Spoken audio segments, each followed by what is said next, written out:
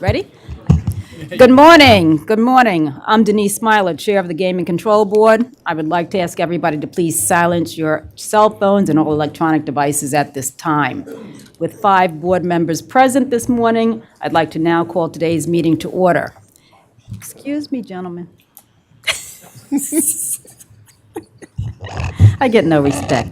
Anyway, in addition to the, well, I'm sorry, I would note for the record that Commissioner Sarah Manzano-Diaz is not joining us today due to an unavoidable conflict. However, she did fully participate in yesterday's executive session. In addition to the 5 board members present, we also have ex officio members, George Augusto, representing Russell Redding, Secretary for the Department of Agriculture, Adria Zimmerman, representing Pat Brown, Secretary for the Department of Revenue, and Jennifer Langen, representing Stacy Garrity, State Treasurer. Thank you, ex officios, for joining us. As the first order of business, I'd like now to ask everybody to please stand and join me in a recitation of the Pledge of Allegiance.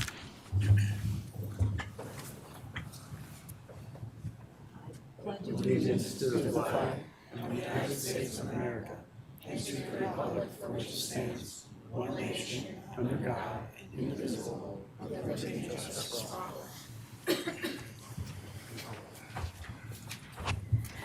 By way of announcements, earlier, the board held an executive session yesterday, Tuesday, November 18th, to discuss pending litigation and to conduct quasi-judicial deliberations relating to matters coming before the board. So today we have several public hearings. The first hearing will be a consolidated hearing on SC Gaming OpCo's 3 pending petitions, which are as follows. Petition to operate slot machines, petition for approval to conduct table games and issuance of table games operation certificates for Happy Valley Casino, and a petition for approval of a shared services agreement for that particular casino. I'm sure many people are aware that the Happy Valley Casino is a Category 4 casino hoping to open in 2026 just outside of State College. Each of these petitions are in furtherance of that process, and the board thought while we were considering the petitions, it would also be a good opportunity for SC Gaming to come in and provide us with a project update. So with that said, I would like all non-attorneys who are presenting evidence today in this proceeding to please stand and be sworn in by the court reporter.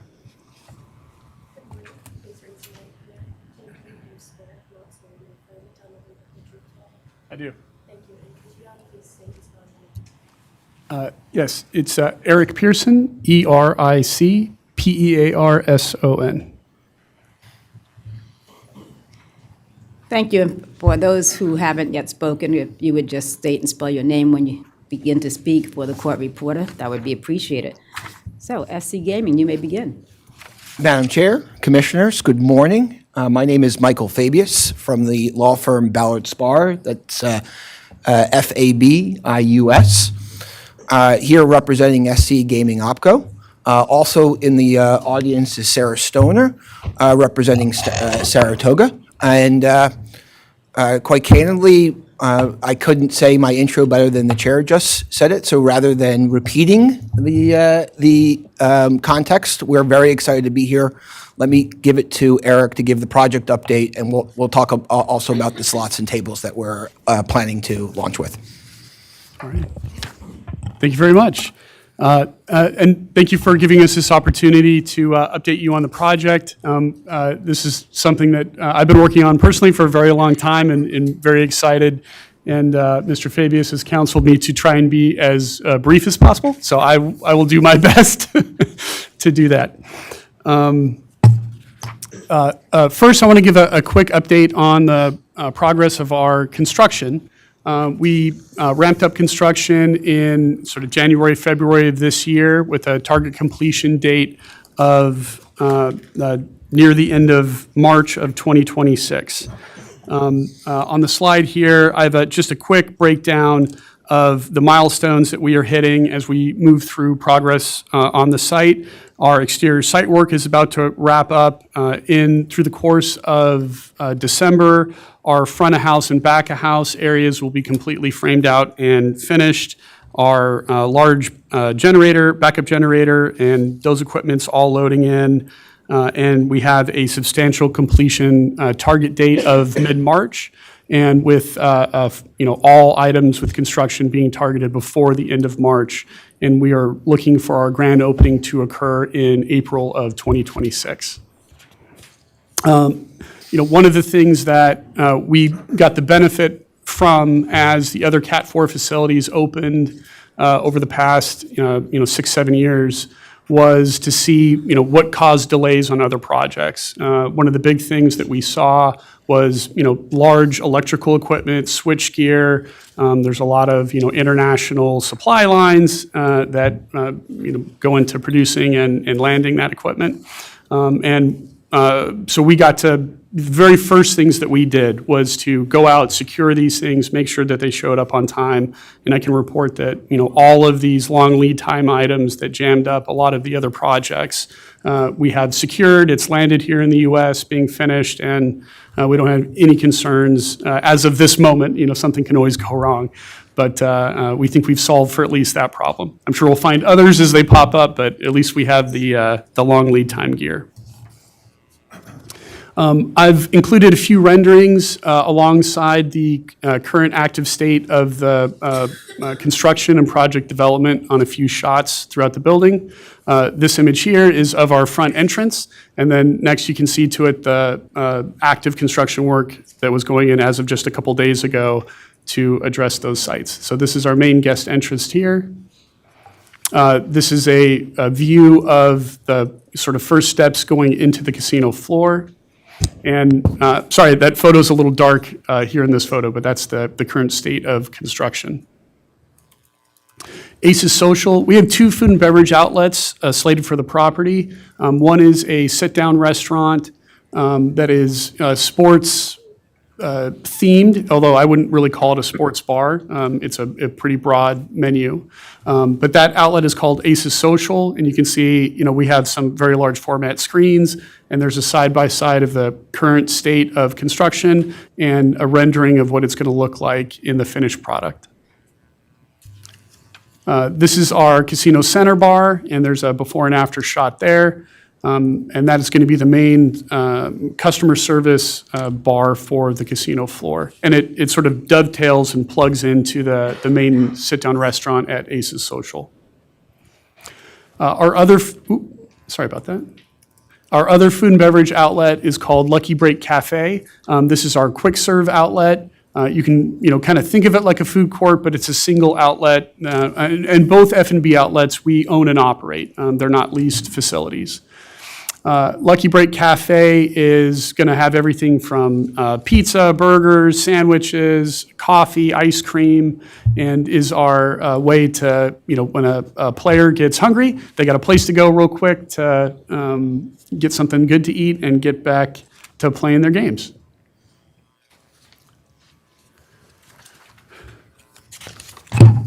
Let me jump forward. Quick overview, the main thing that we're here today to discuss is our slot and table games petitions and licenses. A quick overview of our strategy and how we're approaching our slot game mix is we're going to open with an initial complement of 600 machines. Our capacity is 750 under the license. We're opening with 600 games. Really not as a concern about, the business levels that unit count will demand. It's really from a standpoint of being able to strategically field the right mix of games to the players that come to Happy Valley Casino once we open. So this initial order is, our best guess. It's a very educated guess. We've been doing this a long time. But it is still sort of our best estimation as to what the playing public in the region are going to want to play. Once we get open, we'll have a much better sense of what those player preferences are, and we can add those additional units with much better intelligence than we can just filling out the whole floor based on our best guess. And so that's really our staggered approach to the unit count, and it is our full goal and expectation to add additional games to go up to that 750 full capacity, over the course of the next 2 to 3 years as we understand what games players are looking to have on the floor. And then to those goals, we've been very targeted in trying to understand at a very granular level volatility models, hit frequencies in all the games that we're bringing on the floor to provide a really good mix of games that cover a lot of different player preference styles so that we can be as nimble as possible. Uh-oh, I think I lost the... Okay, you might have to... We apologize. It seems like the deck's advancing on its own. But you have the paper in front of you, Right. if it helps to work off the paper. It's like one of those like tenets in life of like death, taxes, and then the AV always conspires against you. So a quick breakdown of our slot mix before I move on to tables here in a second. It is, very much focused on low denomination games. Those by far have become the most popular, category within slots in the Commonwealth and larger in the industry. And we put a lot of effort into understanding what games are doing well at the other casinos in the Commonwealth and nationwide, and aligning our mix to fit that need for a regional frequency market that we're opening up in. Our table games mix and strategy is, also tailored to take into account the reality that we're opening up in Center County, Pennsylvania. We are very fortunate that Pennsylvania has, a very robust and established casino industry, but we're pretty far from the other properties in the Commonwealth. And so our primary strategy and approach to fielding our complement of dealers is that we understand we're going to be training them and sort of growing our own, so to speak, which we're very excited to do. And I'm going to talk in a moment here about our early successes in our dealer school efforts. But in addition to our approach to training the staff, we've also had an eye to understanding those realities when we are making decisions on what table games we put on the floor and what our approach is and what technology we have supporting that. So the initial complement of games that we're fielding and the shufflers that we're putting on them and our approach to what those offerings are and how we're training the staff is with an eye that we understand that most of our dealers at opening will be relatively new to the role. And so we are providing those technology assistance, making sure that the shufflers we bring in, the support technology, the player tracking software is something that is, keeps in mind that it's going to be, relatively new employees into that field. And we want to make sure that they are supported and our game protection is at the highest levels, even knowing that we're going to have a relatively new staff of dealers on the floor. Our table equipment's been ordered. We're expecting all of it to arrive by mid-February, well ahead of our opening timeline. And then I have a breakdown here on what games we're going to field on the floor and sort of what pits are going to drop into. I'm happy to go into more detail on that, but for interest of brevity, I'll kind of skip on unless there's any questions. One of our big successes thus far has been around recruiting for our dealer school. We have over 250 applicants already interested in attending the school. As of Monday this week, we started our process of screening candidates, and we're looking to have over 150 trainees move through our dealer school, and it's been a great success for us thus far. It's also been a great source for employees that may not be right necessarily to be a dealer, but getting that screening flow in, we've been able to place a lot of people in other positions within the organization that have skill sets or backgrounds, and kind of is not really divert them away from the dealer school, but find other positions there. So that's been a great success locally. The community has been fantastic in welcoming us. We've been attending a significant amount of job fairs all around the community, and have been open with welcome arms every time that we go to these events. A quick note on the dealer school format. It's a 12-week course, 20 hours of instruction time per week. Our first dealer class is set to begin on the 15th of December, and we have a second class coming in behind it on January 5th. And our goal is to be flexible. The vast majority of people that are going to attend the dealer school currently have positions. They're doing this as, secondary, effectively trade training to go into a new field. And so we're being flexible around that. We're also paying everyone that attends the school a good wage to receive that education. We know that our success, especially in table games, is really going to be tied to the quality of dealers that we're able to train up and move through the program and the service level that they give, especially as a new opening. We have only one chance to make a first impression, and we want to make that as best as we possibly can.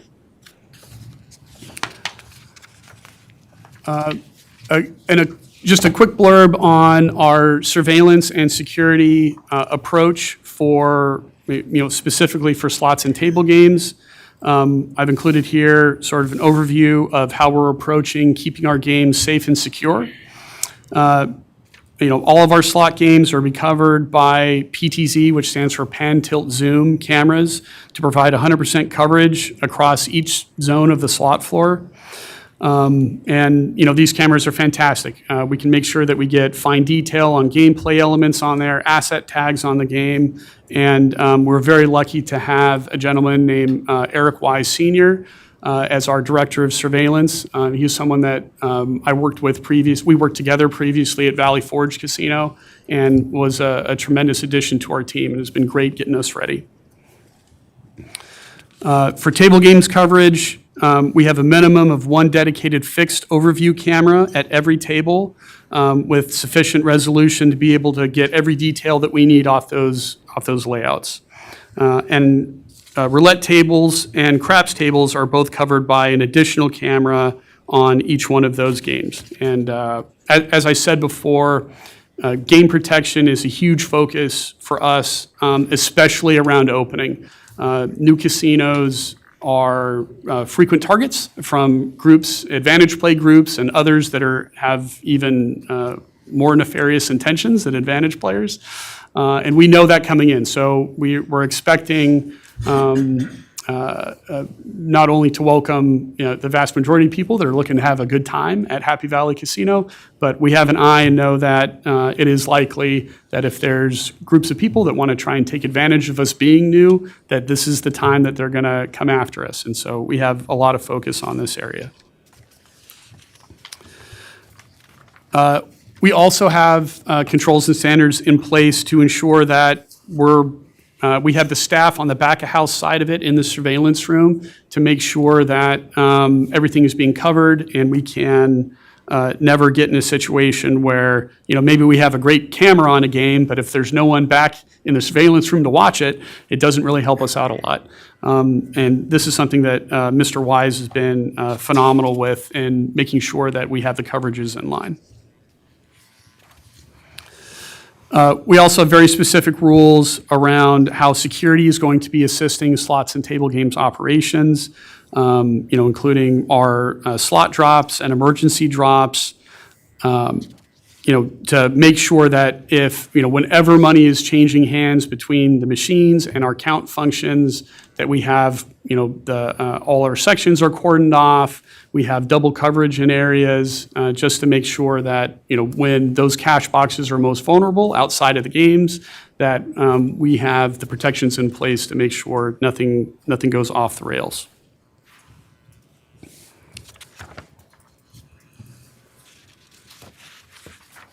This also extends to table games operations. Our security staff facilitates the transfer of chips from the table games pits to our chip bank in the back of house, and their roles are very clearly defined on how security will respond to requests, the timelines that are associated for them to make those transactions complete. And there's just some additional detail in here on the steps that we go through. But we work very closely in developing our internal controls with the board staff.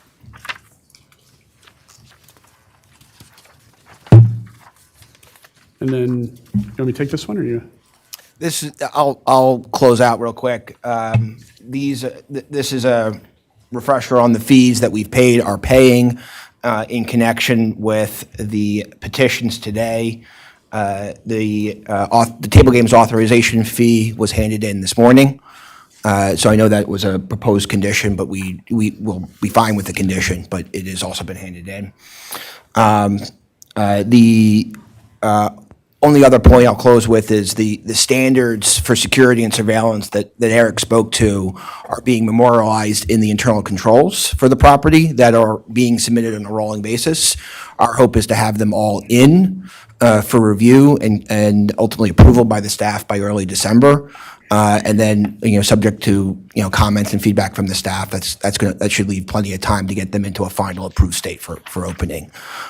With that, I would ask if we can move the deck into the record for the 3 petitions, and we'll take questions from OEC and the board. Any objection to them moving the deck into, as an exhibit into the record? Good morning, Chair and Commissioners. Ashley Gabriel, Gabrielle, Senior Enforcement Counsel Supervisor with the Office of Enforcement Counsel. No objection. Okay. OEC, do you have any questions for? Yes, thank you. Regarding the casino floor overview, which begins with slide 9, and there are a few slides there that describe it. Regarding your floor plan, is that reflected in slide 11? Or is that just the slot games? Yeah, that's just a quick visual representation of the games that are going to be placed on the floor, and it's really just meant to sort of show the manufacturer mix. But we have a proper floor layout drawing that we'll submit that has all the detail beyond this. This is more just for presentation. Okay, but nothing submitted today then, correct? Correct. Okay.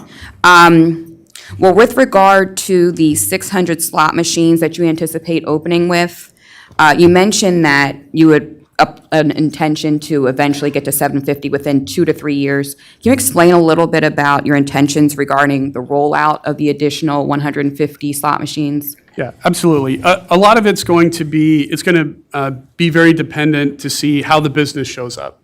So if and there's a lot of factors that we take into account. So one is if the different sort of categories of machines that we're fielding on the floor, if it turns out that with the 600 games that we initially open with, if there's like video poker to video reels, for example, if it shows up that the video poker machines are getting an outsized amount of play versus the others, we know that we need to add additional units on the video poker side of things to expand out that offering to sort of balance it out. That's how we're going to approach it from like a category shift perspective. From a total unit count, a lot of that's going to depend on the revenue figures that show up on like a per game basis. If those win per units or the volume on the 600 games we open with give us a very strong indicator that we need to add, the full 150 games like nearly right away, then we'll pull that trigger and do a full expansion to fill out to the full 750. I think probably the most likely approach is, for us to add them in batches of, maybe 50, 70 games at a time as we go through. Again, really for the reason that I stated before, which is that, every time that we do like a new infusion of games, it changes the mix around. And so it gives us time to collect that player data, understand how those games are being used, and then even further refine the additional games we bring on the floor. I'll add to that also that part of the calculation is if we open with 750, it creates an additional challenge in replenishing games. One of the ways to build excitement is just adding new games on the floor. And if we're at capacity at 750 and can't go to 751, that means we have to remove games from the floor to add something new. And, each of these games have a period of life, of usefulness. And so we would be in a position then where we're removing capital investment earlier than the end of its usefulness. And so that having that 150 also allows us to, invest and add without subtracting, and, add in smarter, data-driven ways. Yeah, it was a lesson that I learned at my time at Valley Forge, actually. So when I started there, I think the property had been open for a little over 4 years, and it had its full complement at opening, which really sort of backed us into a corner. The games weren't on the floor long enough to be fully depreciated off, and we didn't have like a good mechanism to be able to sort of be on a constant flow of bringing product in. And it also created a secondary problem, which is, that entire slot floor aged out of its economic life, like on the same day. And so by allowing us to stagger and stage into growing to the full complement, it means that our replacement cycle, even from the beginning, is on like a normal cadence, and we're not like hit with a huge depreciation event all at once that we have to then the whole floor is too old. So our goal is to be a well-operating, sustainable casino through time, not just have like a big hit right away and then peter off. And when you do end up submitting your layout, is that just going to include the 600 games? Is it going to include any additional anticipated space for the 150 machines that you anticipate getting in the next 2 to 3 years? Or will you need to revise your floor plan? How's that going to work? Yeah, it'll include the exact layout that we want to open with the 600 games. That layout was designed to be able to expand relatively easily by just placing additional units on the ends of existing banks, so that it doesn't re-trigger like an entire redesign. But when we get to that stage, we'll submit a new drawing that shows where those expansions are going to go. They'll go through the OP change process. Yeah. Okay. Is there any intent to increase from 30 to 40 table games in the foreseeable future? So that's we've designed the floor to be able to do that, but that's another decision that we'll see how the business shows up. We've been watching a lot of the other Cat 4s open up and what their ramp up process has been like, and it seems that in certain locations, table games is doing very, very well. And in others, it has, been right-sized with whatever their opening complement is. But we do have the space flexibility that if the business levels call for it, we can definitely field the additional 10 units. And there's also some things that we'll keep in mind. For example, we're not opening with a live poker option, but, that additional 10 units, should we want to do it and should we feel that the market's calling for it, we do have areas and designs where, maybe we add a poker offering or maybe we add additional tables. But a lot of it is, I always try and say that I try not to be smarter than the market. And I'm trying to give myself as many opportunities as I can to understand how the business wants to show up and be able to adapt with it. And that's really the logic behind the strategy. I'll also commit not within the first year. Yeah, after the first year. Right. Okay, fair enough. Regarding the dealer school applications received that you mentioned, around how many applicants are from the State College area? Nearly all. I don't have a hard, and I can get you additional detail on where those applicants are showing up. It's been a very active process right now, but I can very confidently say nearly all are from the pretty tight local area. Okay, do you have any specifics, or can you provide specifics regarding any other areas that the applicants are applying from, or then any outside of Pennsylvania as well? Yeah, I can, when I get back, I can follow up with a breakdown of where we're seeing those applicants come from. Okay. Yep. What are Happy Valley Casino's intentions regarding interactive gaming and sports wagering, both online and retail, in the foreseeable future? Have there been any changes? There hasn't been.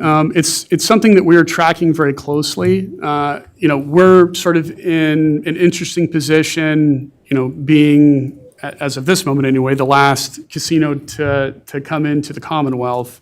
The iGaming space and sports betting spaces are very well built out in PA, and a lot of the bigger players very much dominate the market.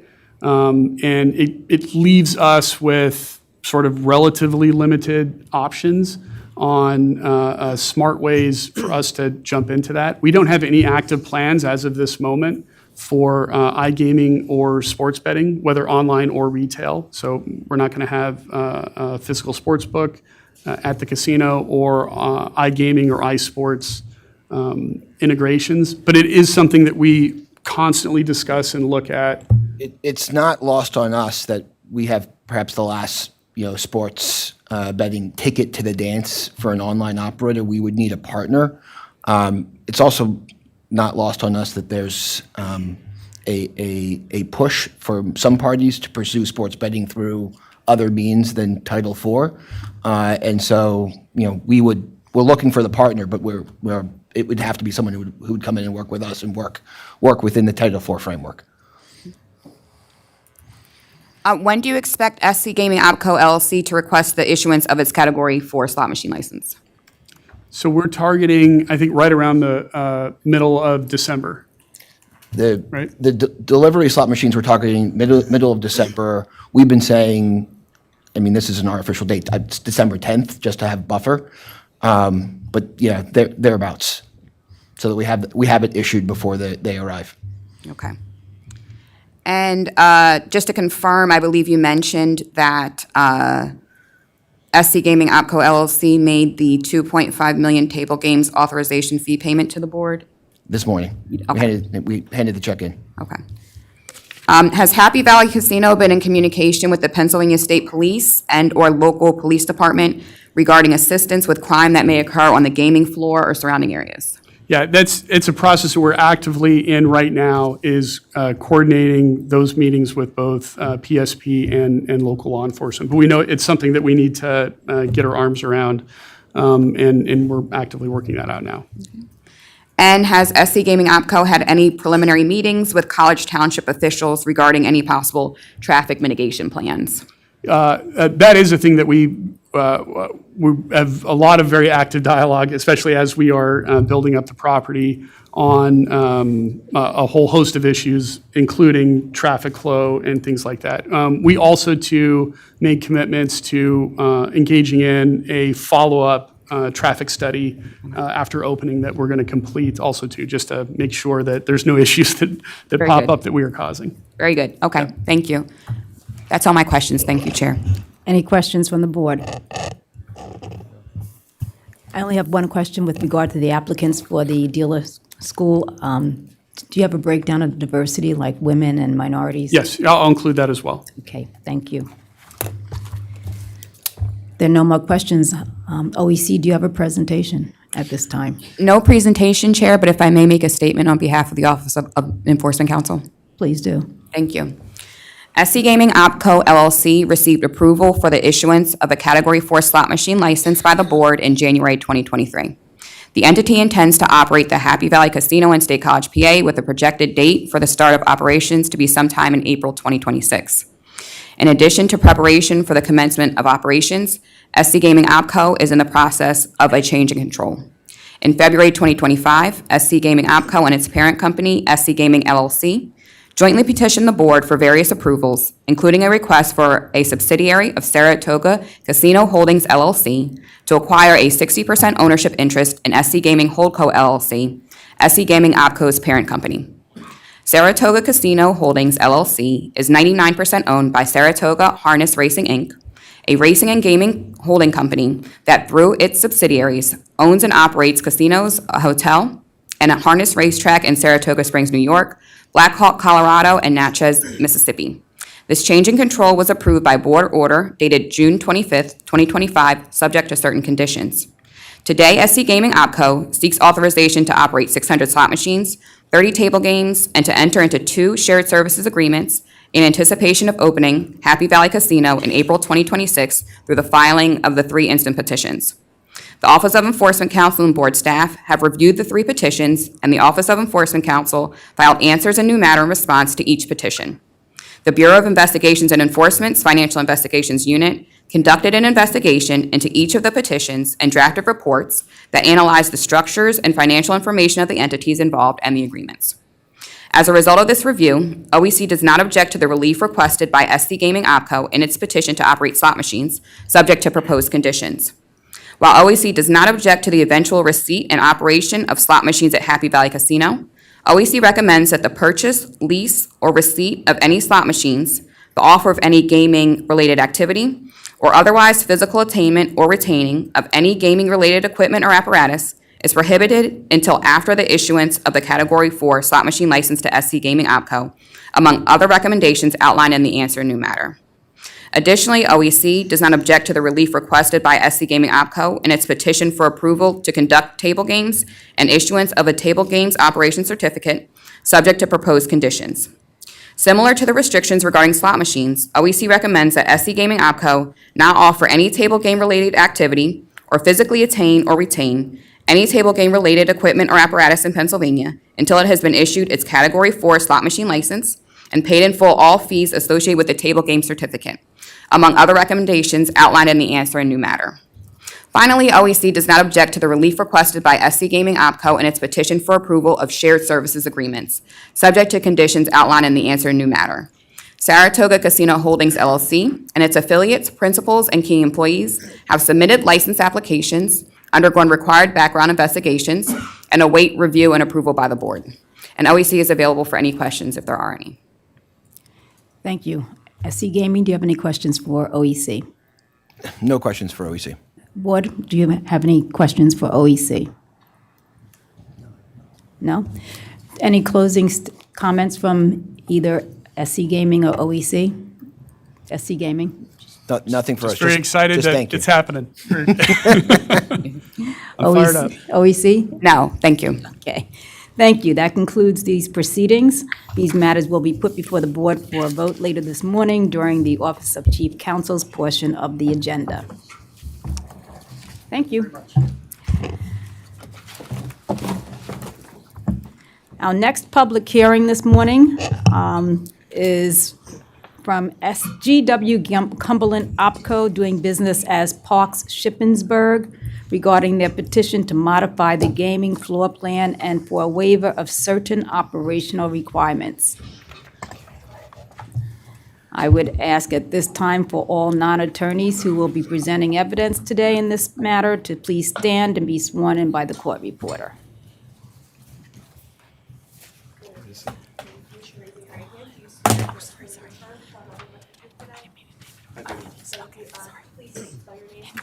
John Marshall, John Marshall.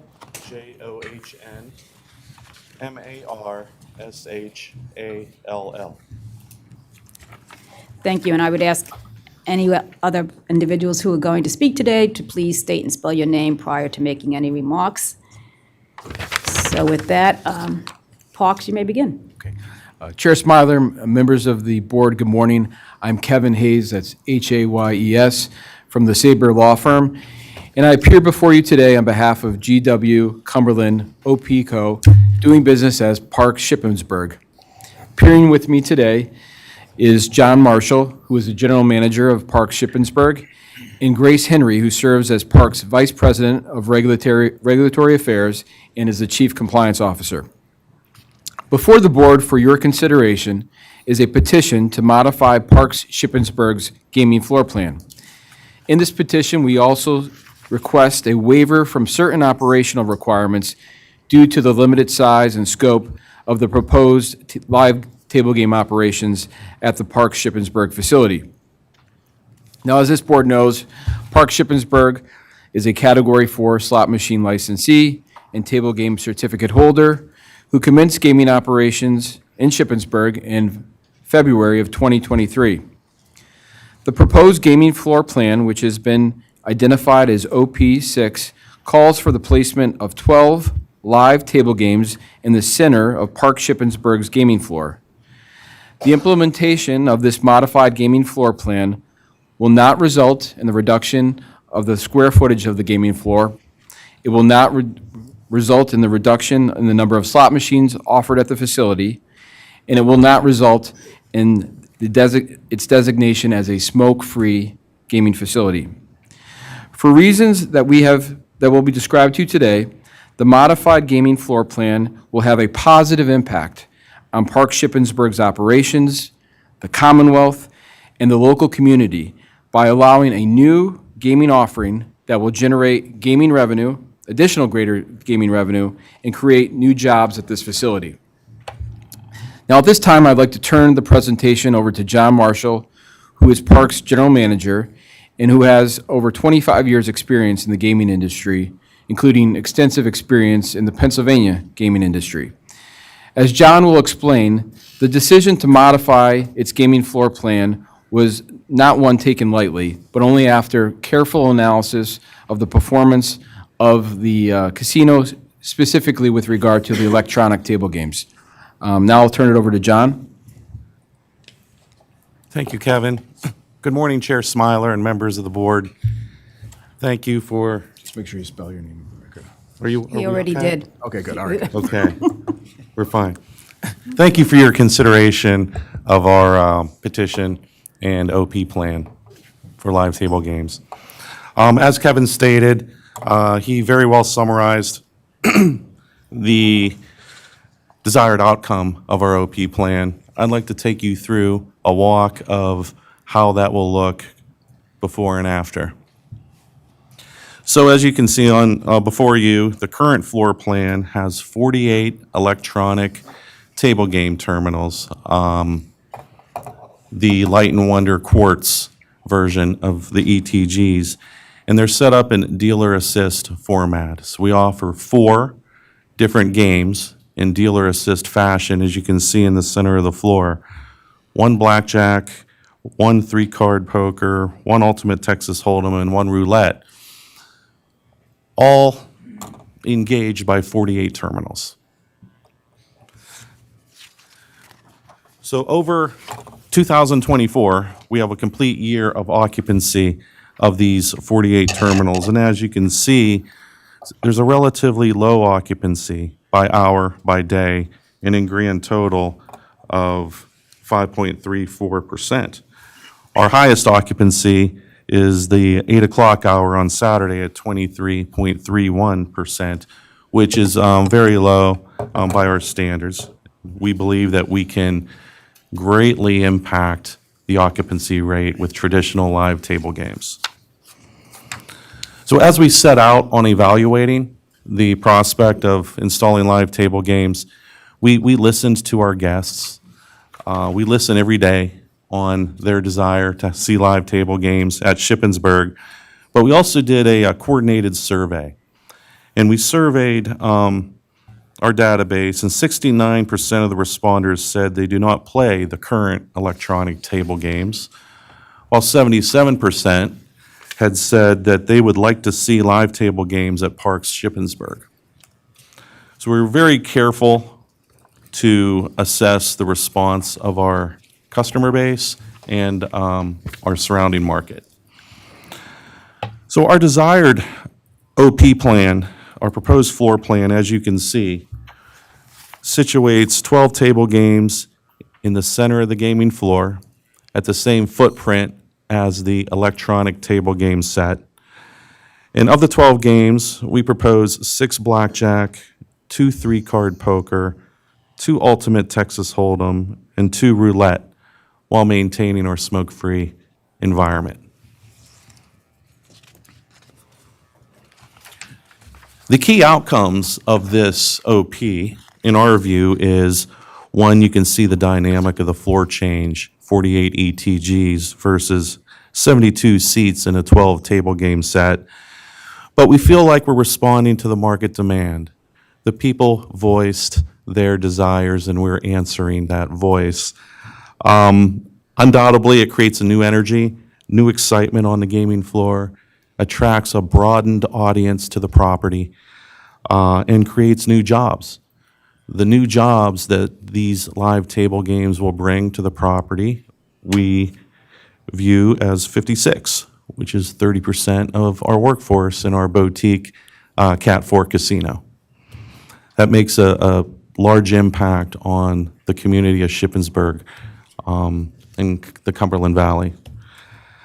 And we expect to generate incremental tax revenue by replacing ETGs with live table games. Now, we draw on this experience from our operations in Ben Salem, where we have 143 tables with 900 seats, and have done our projections accordingly. And we put this before you, Madam Chair, and the board for consideration. Any questions? Thank you. OEC, do you have any questions? Yes. Andrea Roberts, ROBERTS, for the Office of Enforcement Counsel. Does this proposed modification increase the number of table game positions available for patrons at Park Shippensburg? It sure does. It increases the ability of 48 players to 72 seated players in a traditional live table game set. So there'd be an increase of 24 additional positions as a result of this modification. I have no further questions. Board members, do you have any questions? Commissioner Dunbar? Yes, as you transition from the electronic games, and correct me if I'm wrong, electronic games are just sliding dollars into the machine. You now will have chips going back and forth and cash going back and forth. Can you give me a brief overview of the security measures that had to change? Absolutely. We begun submitting our SOPs and ICs to BGO for their review, and we've been receiving feedback over the past several weeks and modifying. From a security standpoint, we've done some modifications to surveillance in the chip bank area and have plans on the gaming floor, obviously, to accommodate the live table games. From a security standpoint, we're prepared to escort chip fills, have the right mindset, the right views from a security standpoint, not just at the pits, but at the main entrance. We have a great advantage by being able to leverage our association with Parks Ben Salem as our parent company, and our managers and our key employees are being mentored by those executives and directors at Ben Salem as it pertains to safety and security. And we're adopting training programs that are in place for both departments in Ben Salem at Shippensburg at the moment. Thank you. Any other questions from the, that was a good question, thank you. Any other questions from the board? No? Okay. OEC, do you have a presentation? OEC does not have a formal presentation. However, OEC has no objection and respectfully requests that should the board grant the petition, that the approval be made subject to the conditions as set forth in OEC's answer filed on October 17, 2025. Parks, do you have any questions for OEC? No, Madam Chair. Commissioners, any questions for OEC? Okay. Any final statements? Briefly, Fox. Madam Chair, again, we respectfully request the board's approval of this petition, which will allow for the implementation of a modified gaming floor plan, as well as for certain operational waivers. We want to thank the board for your time and consideration today. We also want to thank the staff and their diligence in reviewing this proposal, particularly Paul Resch, Greg Azori, Janelle Latner, Kyler Kutzler, Jeff Ivslers, Derek Catlin, as well as Andy Roberts and Dustin Miller. They conducted a very thorough review of this gaming floor plan, and as well as the staffing plans, and we appreciate their diligence. Lastly, I would respectfully request for the admission of the slide deck, which was referenced during today's presentation, which we would mark as Parks Exhibit 1. Any objection, OEC? No objection. OEC, do you have any final statement? No. Okay. So, thank you. That concludes this proceeding. This matter will be put before the board for a vote later this morning during the Office of Chief Counsel's portion of the agenda. Our agenda also indicates that we were going to have a hearing on the Holdings Acquisition Company petition, but after talking it through during executive session yesterday, the board believes that there is not a need for a hearing, and as a result, we will move on to the rest of the agenda, which will include a vote on the Holdings Acquisition matter.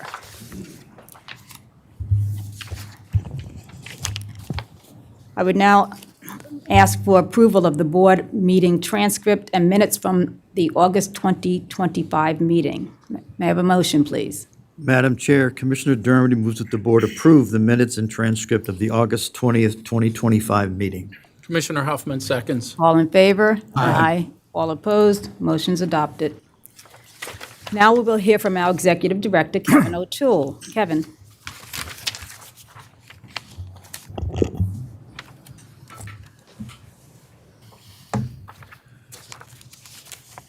Actually said he had it. He was going to make a big one. I'm sorry, go ahead. Good morning, Chair Smiler. Good morning, members of the board.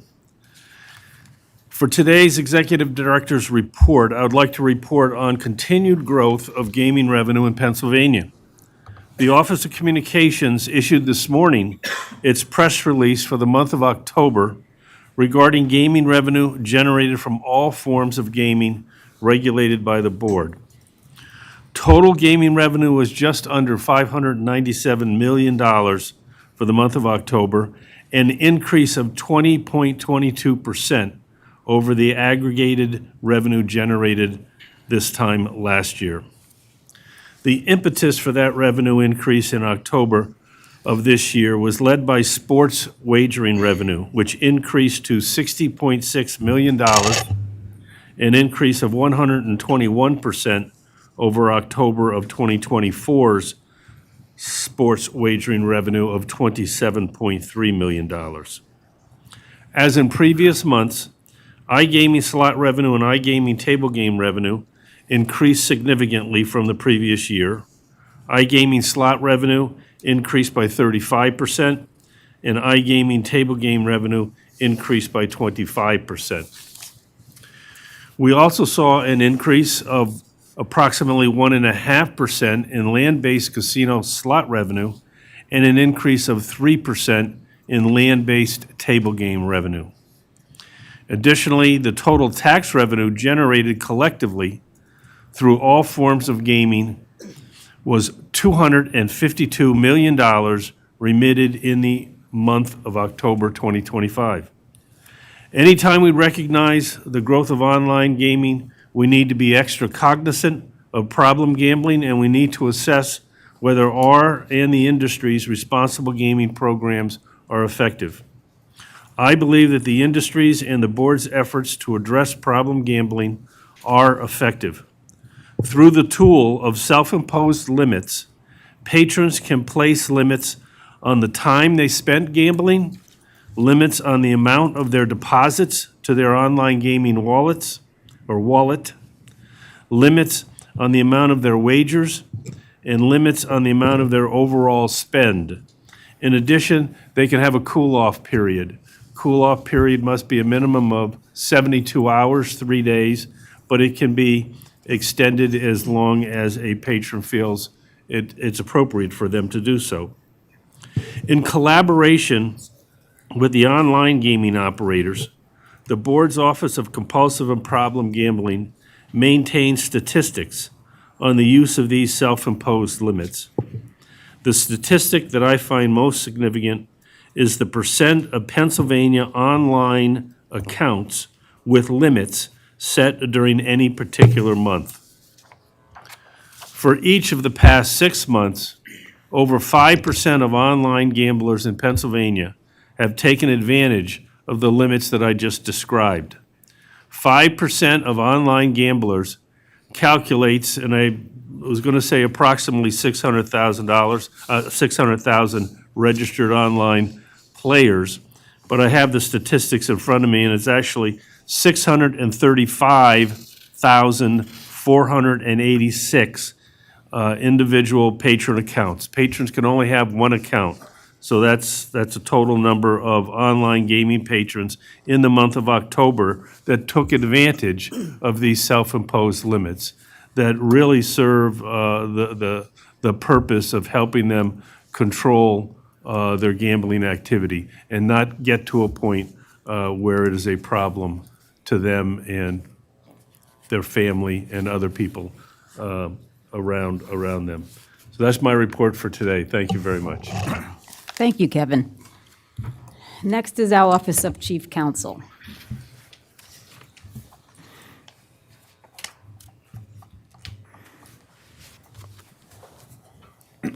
Morning. Good morning.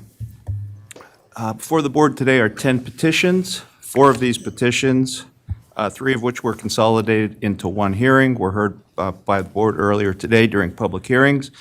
The remaining 6 petitions will be decided on the documentary record, as the Office of Enforcement Counsel has no objection to the relief requested, and the petitioner has no objection to the conditions requested in OEC's answer. In each of these matters, the board has received the record in its entirety before today's board meeting, and the matters are now ripe for the board's consideration. The first 3 petitions before the board today all pertain to SC Gaming OpCo, operator of the proposed Happy Valley Casino just outside of State College. Specifically, SC Gaming filed a petition to operate slot machines, a petition to approve them conducting table games, and a request to approve 2 shared services agreements. These 3 requests were consolidated and heard by the board just a few moments ago. Unless the board has any questions of the Office of Chief Counsel, these matters are now ready for the board's consideration, and although consolidated during the hearing, each matter will be the subject of its own motion. Hearing no questions, the first motion for the board's consideration is SC Gaming's petition to operate slot machines. Any questions or comments from the board? Hearing none, may I have a motion, please? Madam Chair, Commissioner Dunbar moves that the board grant SC Gaming's OpCo's petition to operate slot machines subject to the conditions that will be outlined in the board's order. Commissioner Dillon seconds. All in favor? Aye. All opposed? Motion's adopted. The next motion pertains to SC Gaming's petition for approval to conduct table games and the issuance of a table game certificate for Happy Valley Casino. Any questions or comments? May I have a motion, please? Madam Chair, Commissioner Dillon moves that the board grant SC Gaming Ops petition for approval for conduct table games and issuance of a table games operation certificate for Happy Valley Casino, subject to the conditions that will be outlined in the board's order. Commissioner Dermody seconds. All in favor? Aye. All opposed? Motion's adopted. The third and final petition related to SC Gaming is its request for approval of 2 shared services agreements. Any questions or comments? May I have a motion, please? Madam Chair, Commissioner Dermody moves that the board grant SC Gaming OpCo's petition for approval of shared services agreement, subject to the conditions that will be outlined in the board's order. I further move that SC Gaming OpCo's motion to protect confidentiality be granted, and OEC's motion be granted in part. Commissioner Huffman seconds. All in favor? Aye. All opposed? Motion carries. The next petition before the board is GW Cumberland OpCo, doing business as Park Shippensburg's request to modify their gaming floor, requesting removal of electronic table games and replacing them with 12 live dealer table games.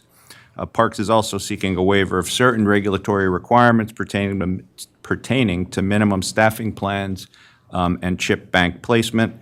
The board heard from Parks and the Office of Enforcement Counsel again just a few moments ago during a public hearing, and this matter is now ready for the board's consideration. Any questions or comments? May I have a motion, please?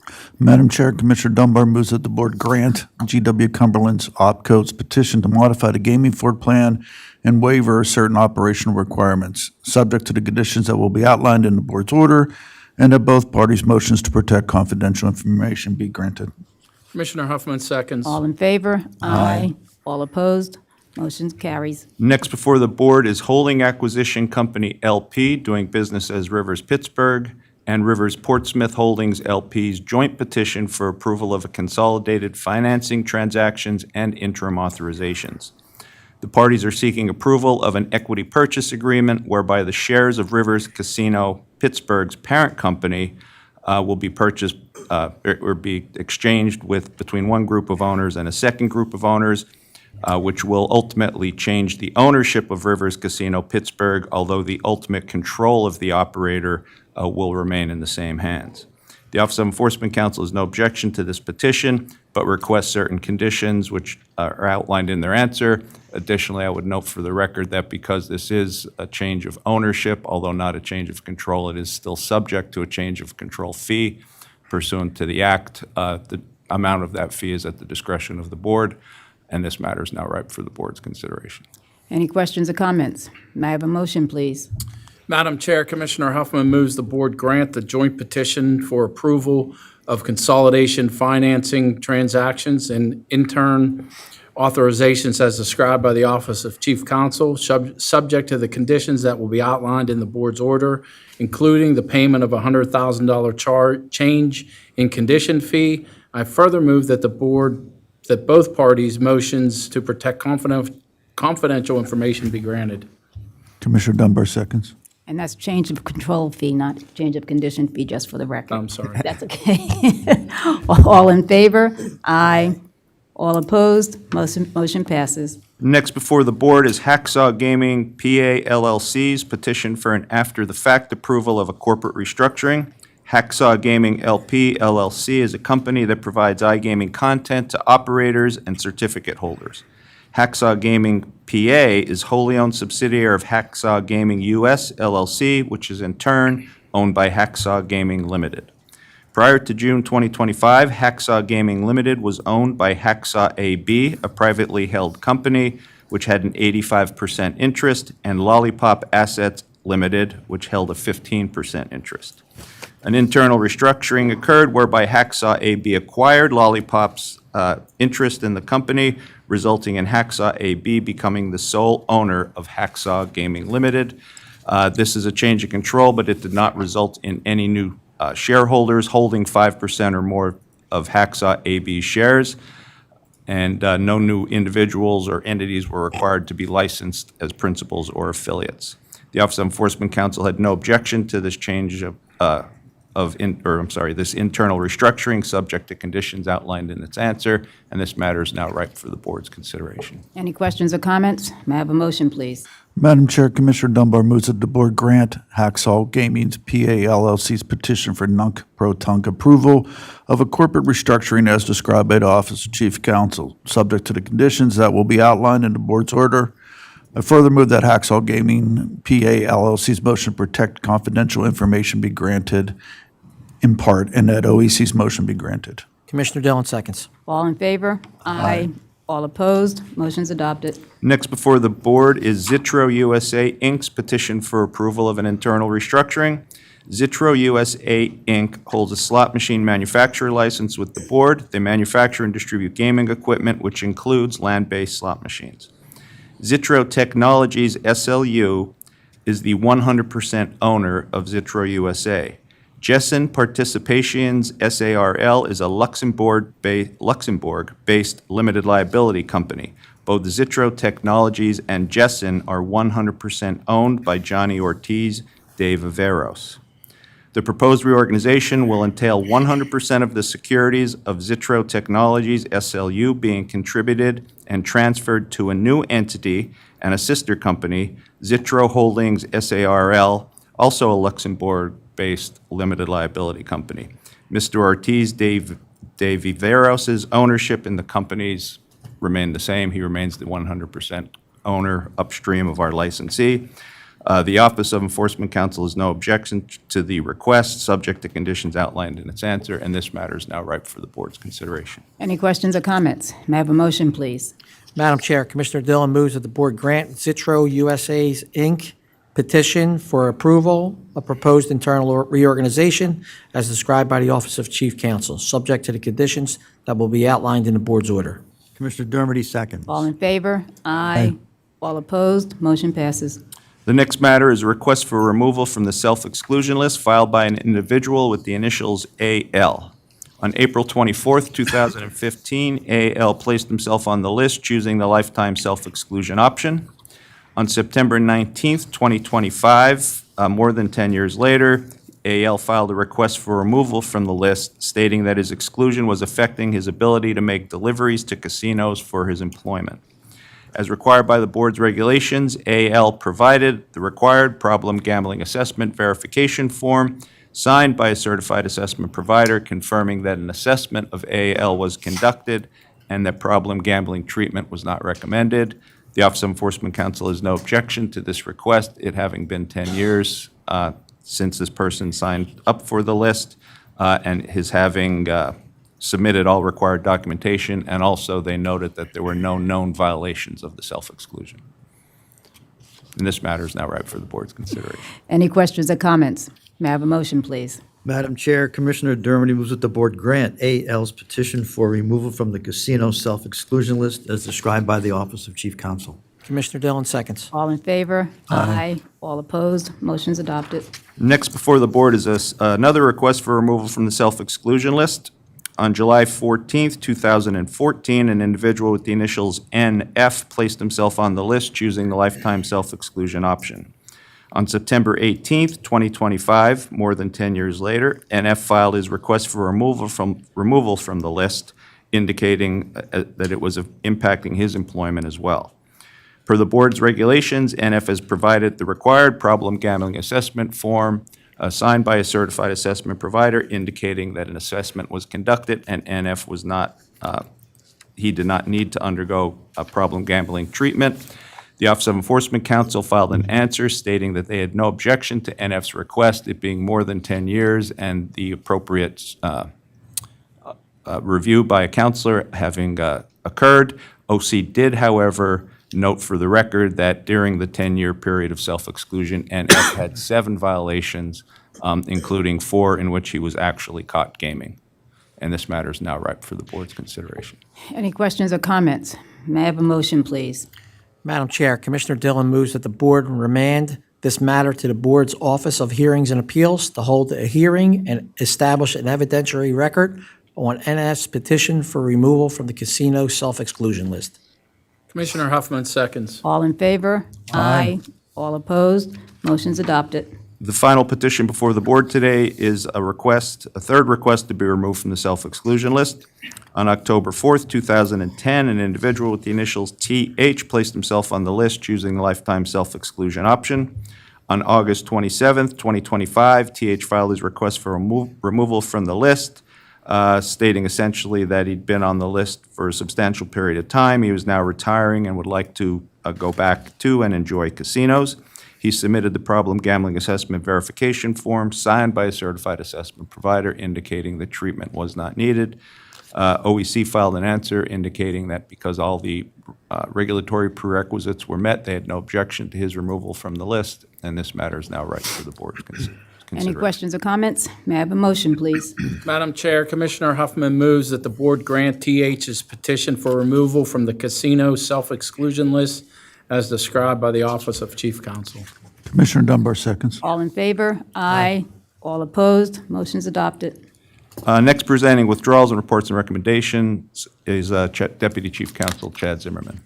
Good morning, Madam Chair and members of the board. The next matter before the board today pertains to several unopposed petitions to withdraw applications or surrender the credentials of the following individuals and entities: Steve Preus, Michael Bauer, Scott McClintock, NSUS Group, Inc., NSUS Lab Korea, LLC, Mansu Kim, Tai Boom Kim, Clyde Brown, Bracelet IP Limited, Bracelet Holdings, Inc., Amelco UK Limited, Killian Hennigan, Damian Walton, Natalie Walton, Leon Wynn, Helen Stewart, Brian Agnew, William Quiddigon Jr., Kenneth Davison, Jamie Sanko, Benjamin Oates, Leslie Peters, Renat Belfer, DeWitt Carter, Judith Hamburger, Salix Trust Company BVI Limited, Oakville Ventures Limited, Better Capital Holdco 1 LLC,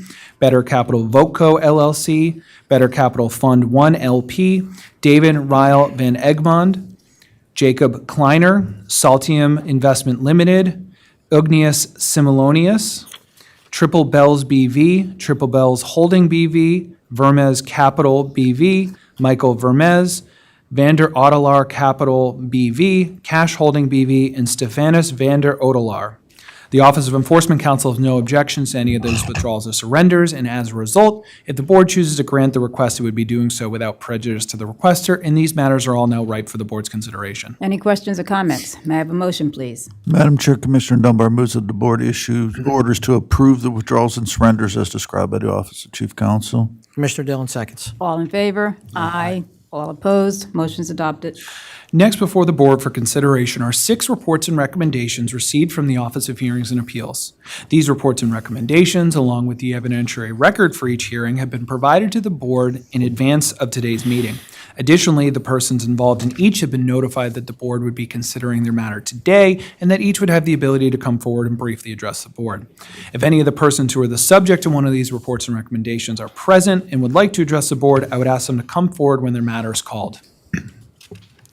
The first report and recommendation before the board today pertains to Frank Aviles. Mr. Aviles holds a gaming employee occupation permit and was employed as a security officer at Rivers Casino Philadelphia.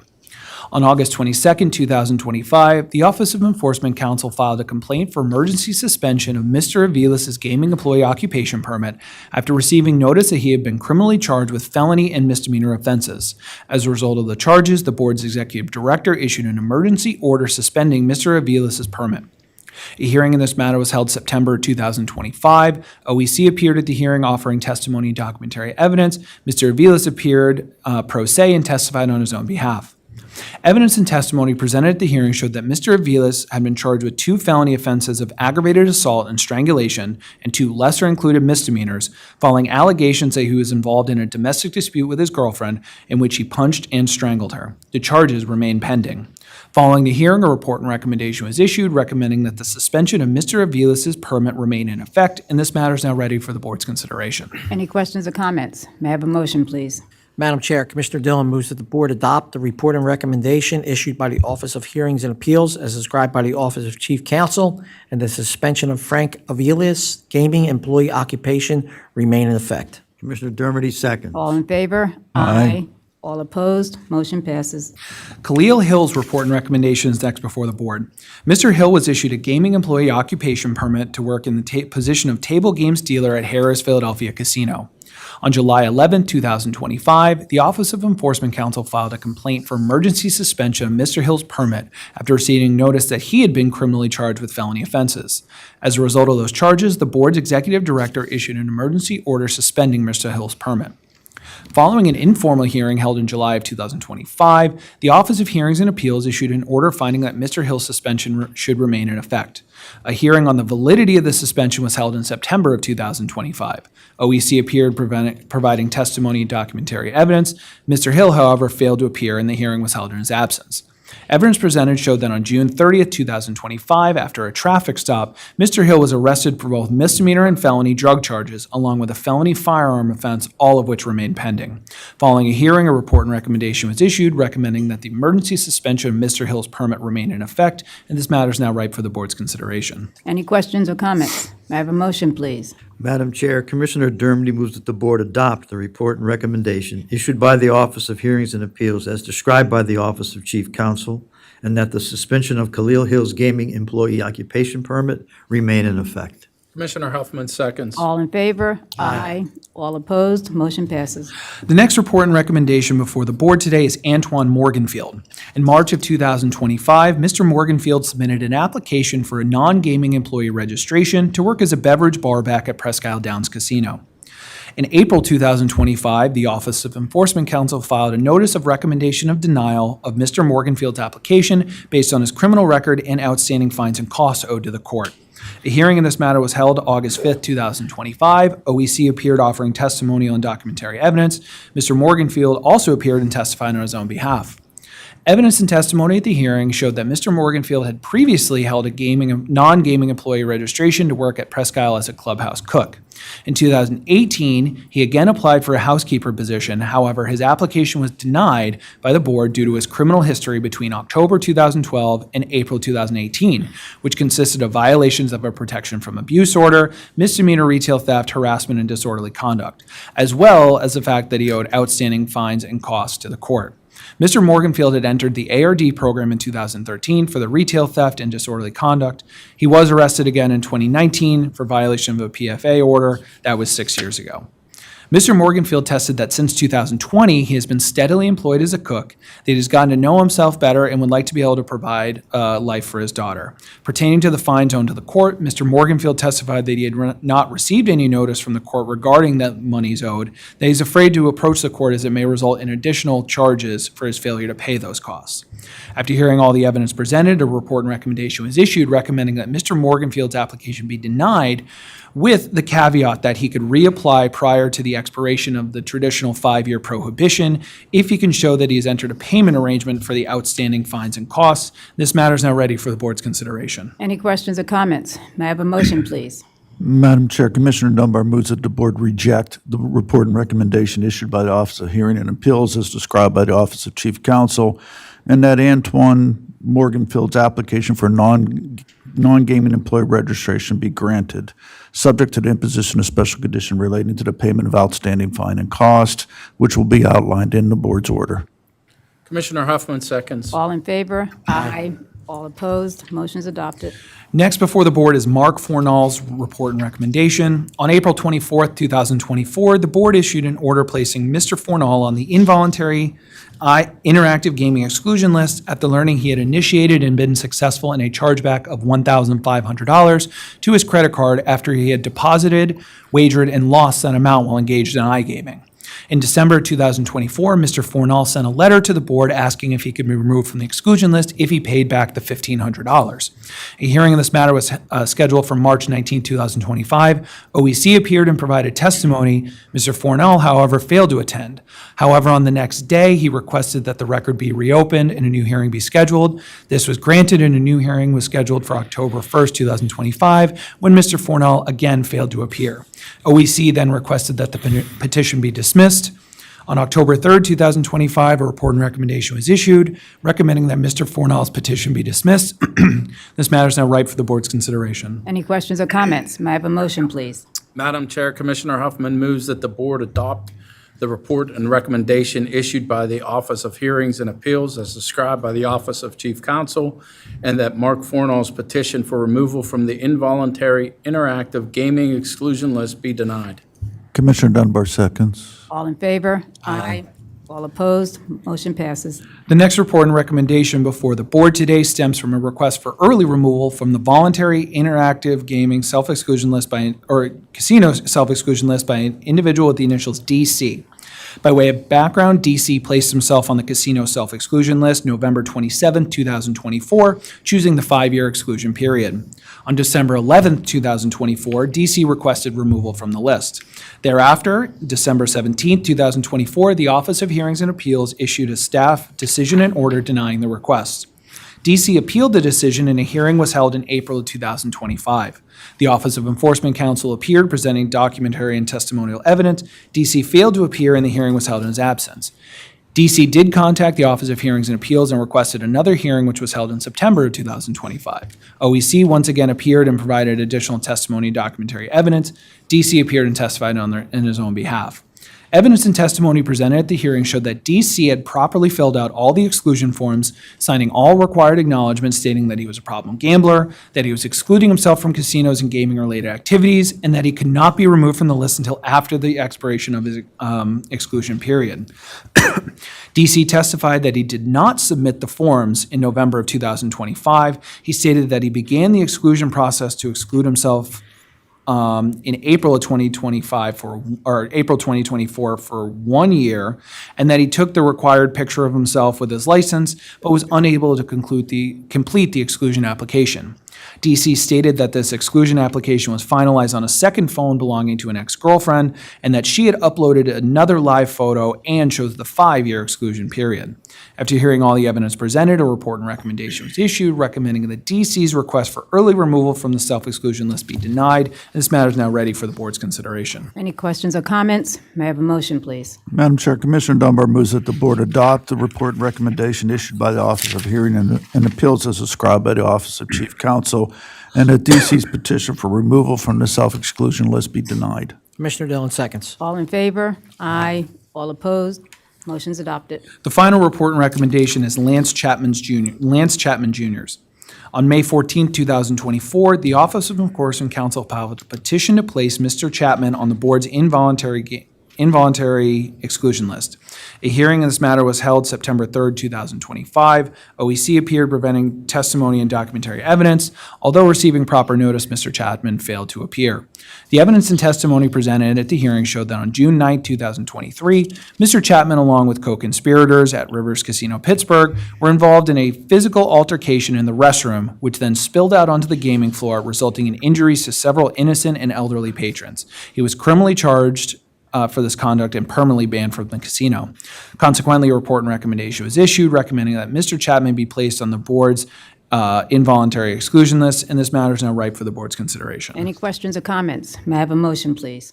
Madam Chair, Commissioner Dillon moves that the board adopt the report and recommendation issued by the Office of Hearings and Appeals as described by the Office of Chief Counsel, and that Lance Chapman Jr. be placed on the board's involuntary exclusion list. Commissioner Dermody seconds. All in favor? Aye. All opposed?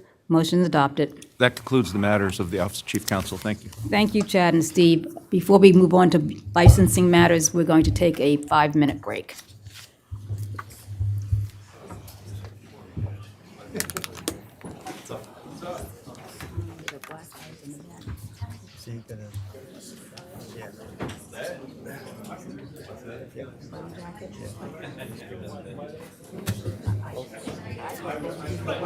Yeah, me too, you're right. That's what I was thinking.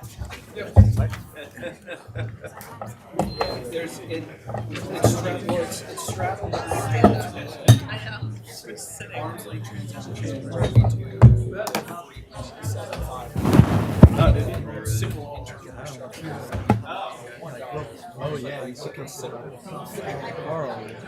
The car, this new car seems pretty good. My old car used to kill my back. Yeah, I'd drive 3 hours. I didn't even have crippled when I got out. It's a bit, this thing now has like back massage stuff and everything else. Yeah. Sometimes it helps, sometimes it Sometimes it doesn't. doesn't. Yeah, I was playing with my car the other day and I just figured out that it has massaging seats in it. Yeah. I'm like, oh, that's nice. Well, once you get the charging stuff done, because I thought the turnpike was empty. That's what I thought too. And like I said, I Googled that and it said like they have them. They don't. No. No.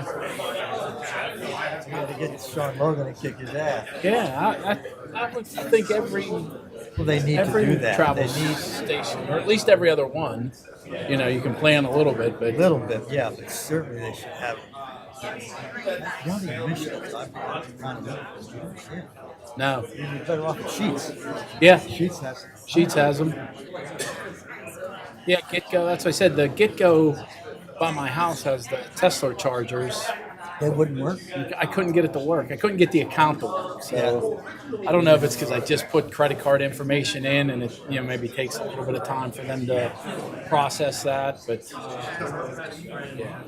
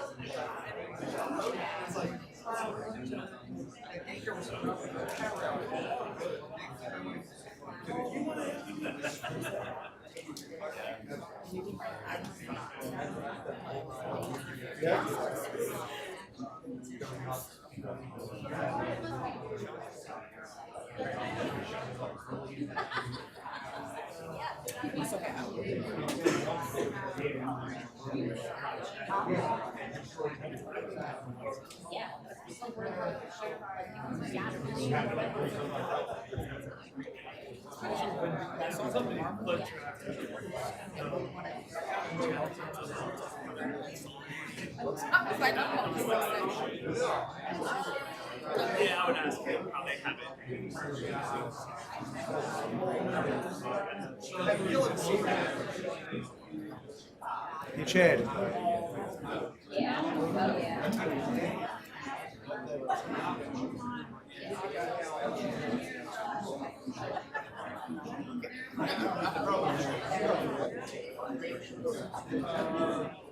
Let me see what we have.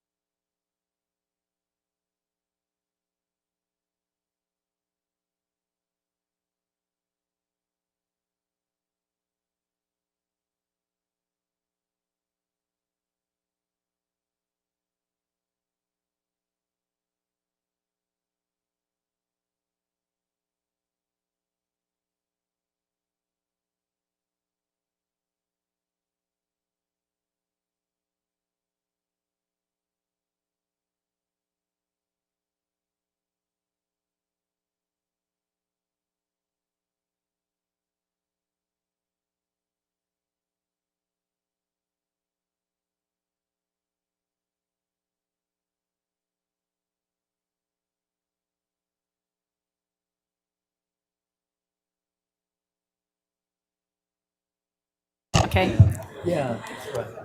All right, good morning, everybody. We're going back on the record. We will now have the Bureau of Licensing matters presented by the Director of the Bureau of Licensing, Sean Hannon. Sean. Today's first licensing matter for your consideration is the renewal of the sports wagering certificate from Mountain Valley Racing Association, LLC, Morgantown. doing business at Hollywood Casino Morgantown. The Bureau of Licensing, Bureau of Investigation and Enforcement, and Office of Sports Wagering Operations has completed its review of the documents, and the Bureau of Licensing has provided you with a background investigation and suitability report. I've provided you with a draft order and ask that you consider the renewal of Category 4's licensee, Mountain View Thoroughbred Racing Association, LLC, Morgantown's sports wagering certificate. Thank you. Glenn Stewart with the Office of Enforcement Counsel. Last name is Stuart. OEC has no objection. Any questions or comments? May I have a motion, please? Madam Chair, Commissioner Dermody moves that the board grant the sports wagering certificate renewal as described by the Bureau of Licensing. Commissioner Dillon seconds. All in favor? Aye. All opposed? Motion's adopted. The next licensing matter for your consideration is the Interactive Gaming Manufacturer License for Technologies Hub Ltd. Formed in 2019, its principal place of business is in Malta. The company develops, hosts, and distributes casino games for integration into platforms of licensed Pennsylvania operators. The company was granted interim authorization on July 9th, 2025. The Bureau of Investigation and Enforcement has completed its investigation, and the Bureau of Licensing has provided you with a background investigation and suitability report. I have provided you with a draft order and ask that you consider the order to approve Technologies Hub Ltd. for an interactive gaming manufacturer license. OEC has no objection. Any questions or comments? May I have a motion, please? Madam Chair, Commissioner Dillon moves that the board grant the Interactive Gaming Manufacturer License as described by the Bureau of Licensing. Commissioner Huffman seconds. All in favor? Aye. All opposed? Motion passes. Next is the renewal of a slot machine manufacturer designee license for NRT Technologies Incorporated. The company was formed in 2002, and its principal place of business is in Las Vegas, Nevada. NRT Technologies provides sales and technical support to licensed slot machine manufacturer NRT Technologies Corp. The Bureau of Investigation and Enforcement has completed its investigation of the company, and the Bureau of Licensing has provided you with a background investigation and suitability report. I provide you with a draft order and ask that the board consider the order to approve the slot machine manufacturer designee license for NRT Technologies, Inc. OEC has no objection. Any questions or comments? May I have a motion, please? Madam Chair, Commissioner Huffman moves that the board grant the slot machine manufacturer designee license renewal as described by the Bureau of Licensing. Commissioner Dunbar seconds. All in favor? Aye. All opposed? Motion passes. Next is the approval of a video gaming terminal establishment license renewal for CHR Corp., doing business as Rutter's Store 87. The Bureau of Investigation and Enforcement has completed its investigation, and the Bureau of Licensing has provided you with a background investigation and suitability report. I provided you with a draft order and asked the board to consider the order to renew the video gaming terminal establishment license for CHR Corp., doing business as Rutter's Store Number 87, located at 731 Rishel Hill Road in Bellefonte. OEC has no objection. Any questions or comments? May I have a motion, please? Madam Chair, Commissioner Dunbar moves that the board grant the video gaming terminal establishment license renewal as described by the Bureau of Licensing. Commissioner Dillon seconds. All in favor? Aye. All opposed? Motion passes. Next, there are principal, key employee, and qualifier licenses. The Bureau of Licensing provided you with a proposed order for 3 principals, 18 key employees, and 2 qualifiers. I ask the board consider the order approving these licenses. OEC has no objection. Any questions or comments? May I have a motion, please? Madam Chair, Commissioner Dillon moves that the board grant the principal, key employee, and qualifier licenses as described by the Bureau of Licensing. Commissioner Dermody seconds. All in favor? Aye. All opposed? Motion carries. There are also principal and key employee temporary credentials. The Bureau of Licensing provided you with an order regarding the issuance of temporary credentials for 3 principals and 10 key employees. I ask the board consider the order approving these credentials. OEC has no objection. Any questions or comments?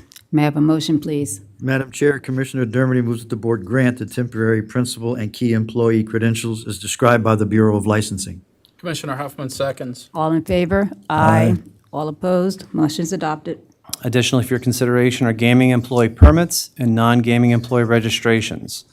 The Bureau of Licensing has provided you with a list of 462 individuals to whom the Bureau has granted temporary or full occupation permits, and 193 individuals to whom the Bureau has granted registrations under the authority delegated to the Bureau of Licensing.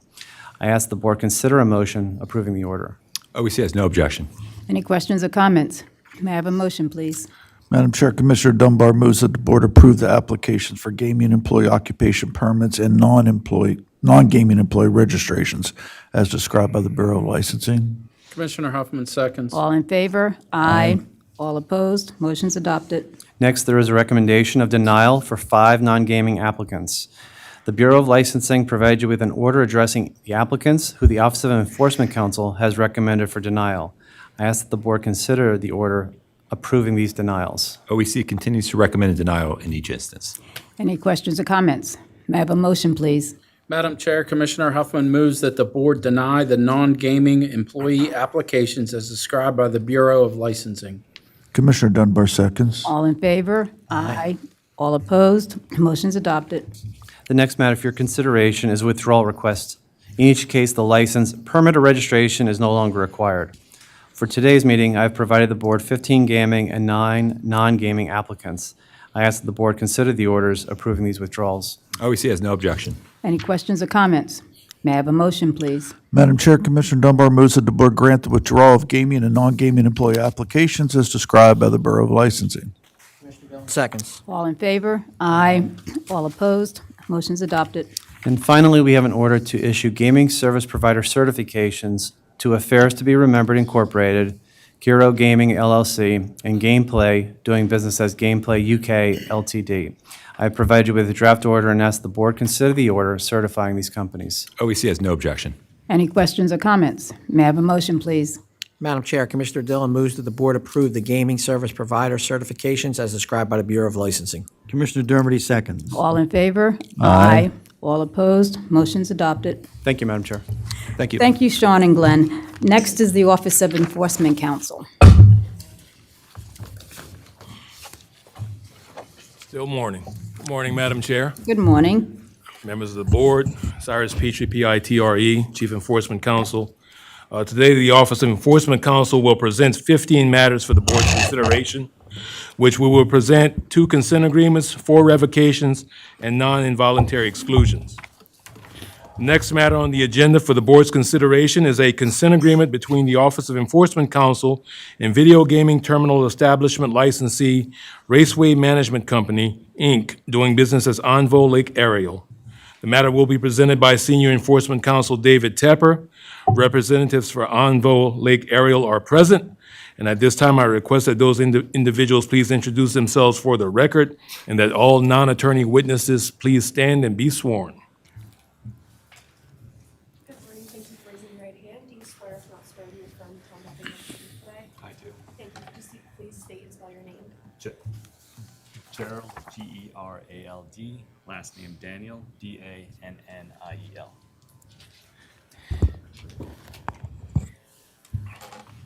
And Madam Chair, I'm Kevin Hayes from the Sabre Law Firm. I represent Raceway Management.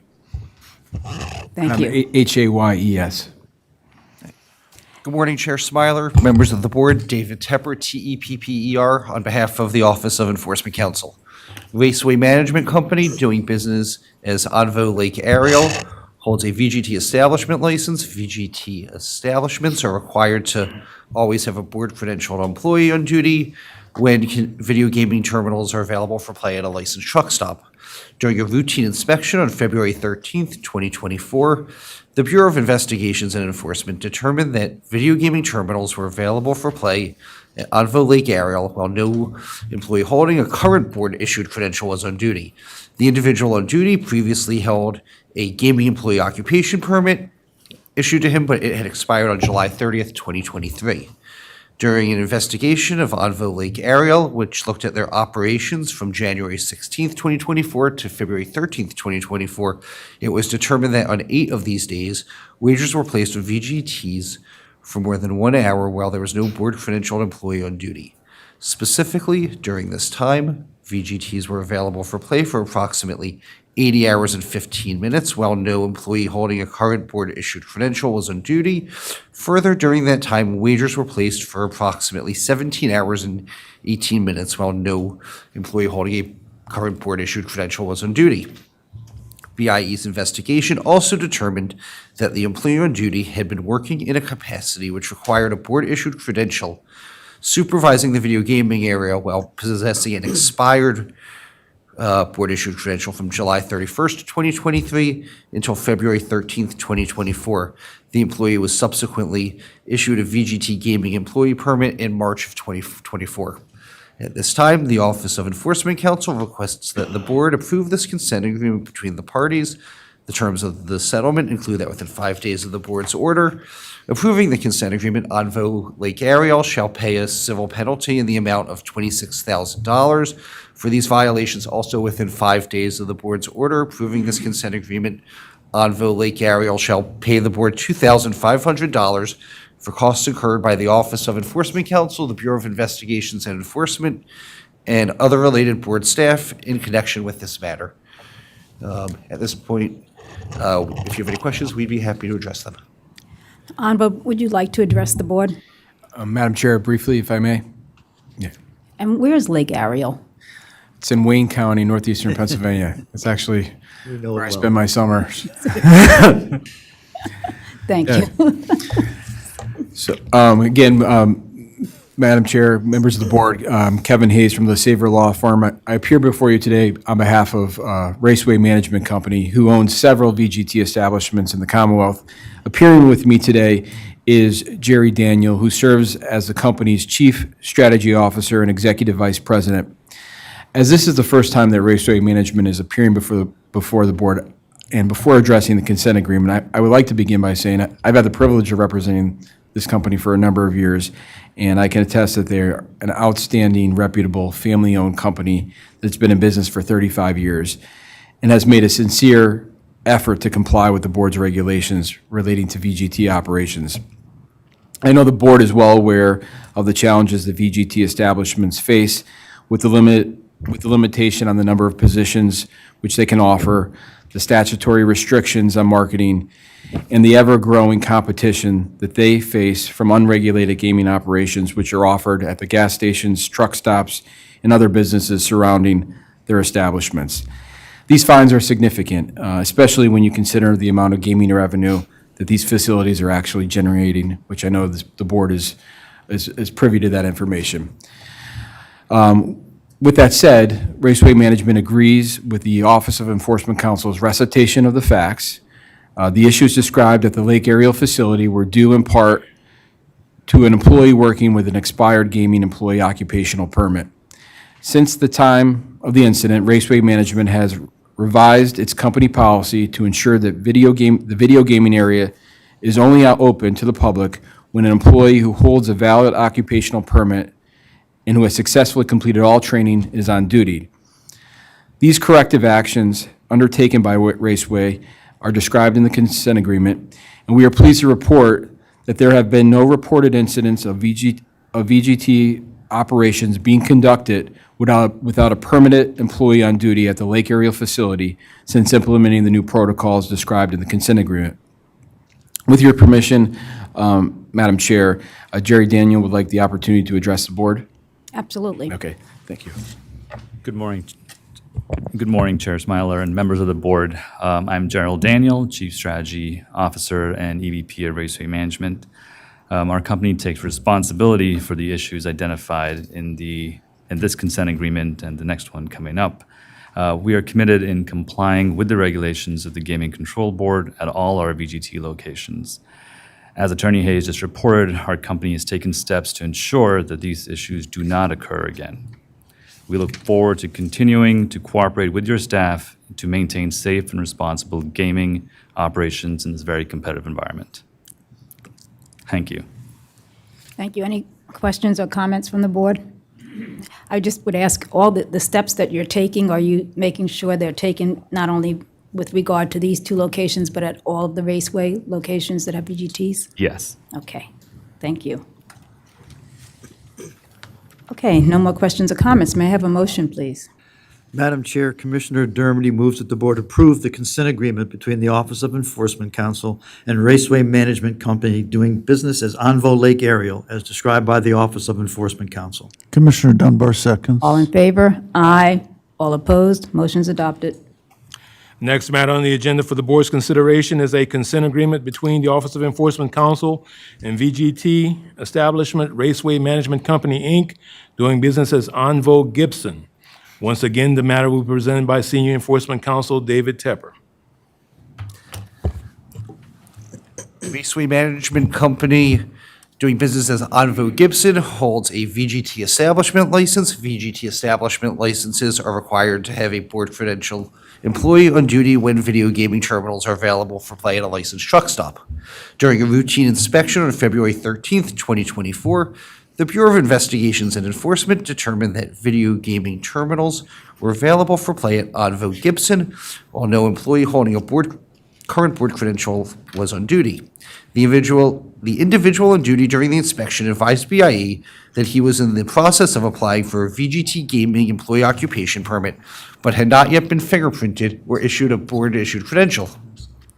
During an investigation of Onvo Gibson, which looked at their operations from January 16th, 2024 through February 13th, 2024, it was determined on 23 of these days wagers were placed on VGTs for more than 1 hour while there was no board credentialed employee on duty. Specifically, during this time, VGTs were available for play for approximately 320 hours and 1 minute, while no employee holding a valid board-issued credential was on duty, and that further during this time, wagers were placed for approximately 66 hours and 34 minutes, while there was no board-issued credential employee on duty.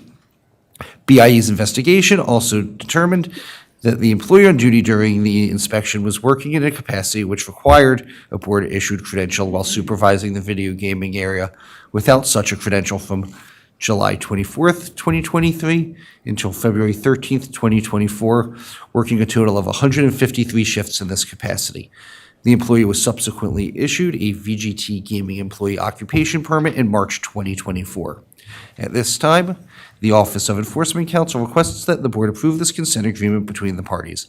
The terms of the settlement include that within 5 days of the board's order approving the consent agreement, Onvo Gibson shall pay a penalty in the amount of $63,000 for these violations. Also, within 5 days of the board's order approving this consent agreement, Onvo Gibson shall pay the board $2,500 for the costs incurred by the Office of Enforcement Counsel, the Bureau of Investigations and Enforcement, and other related board staff in connection with this matter.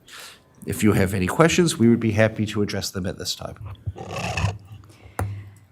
Okay, Raceway, would you like to address the board again?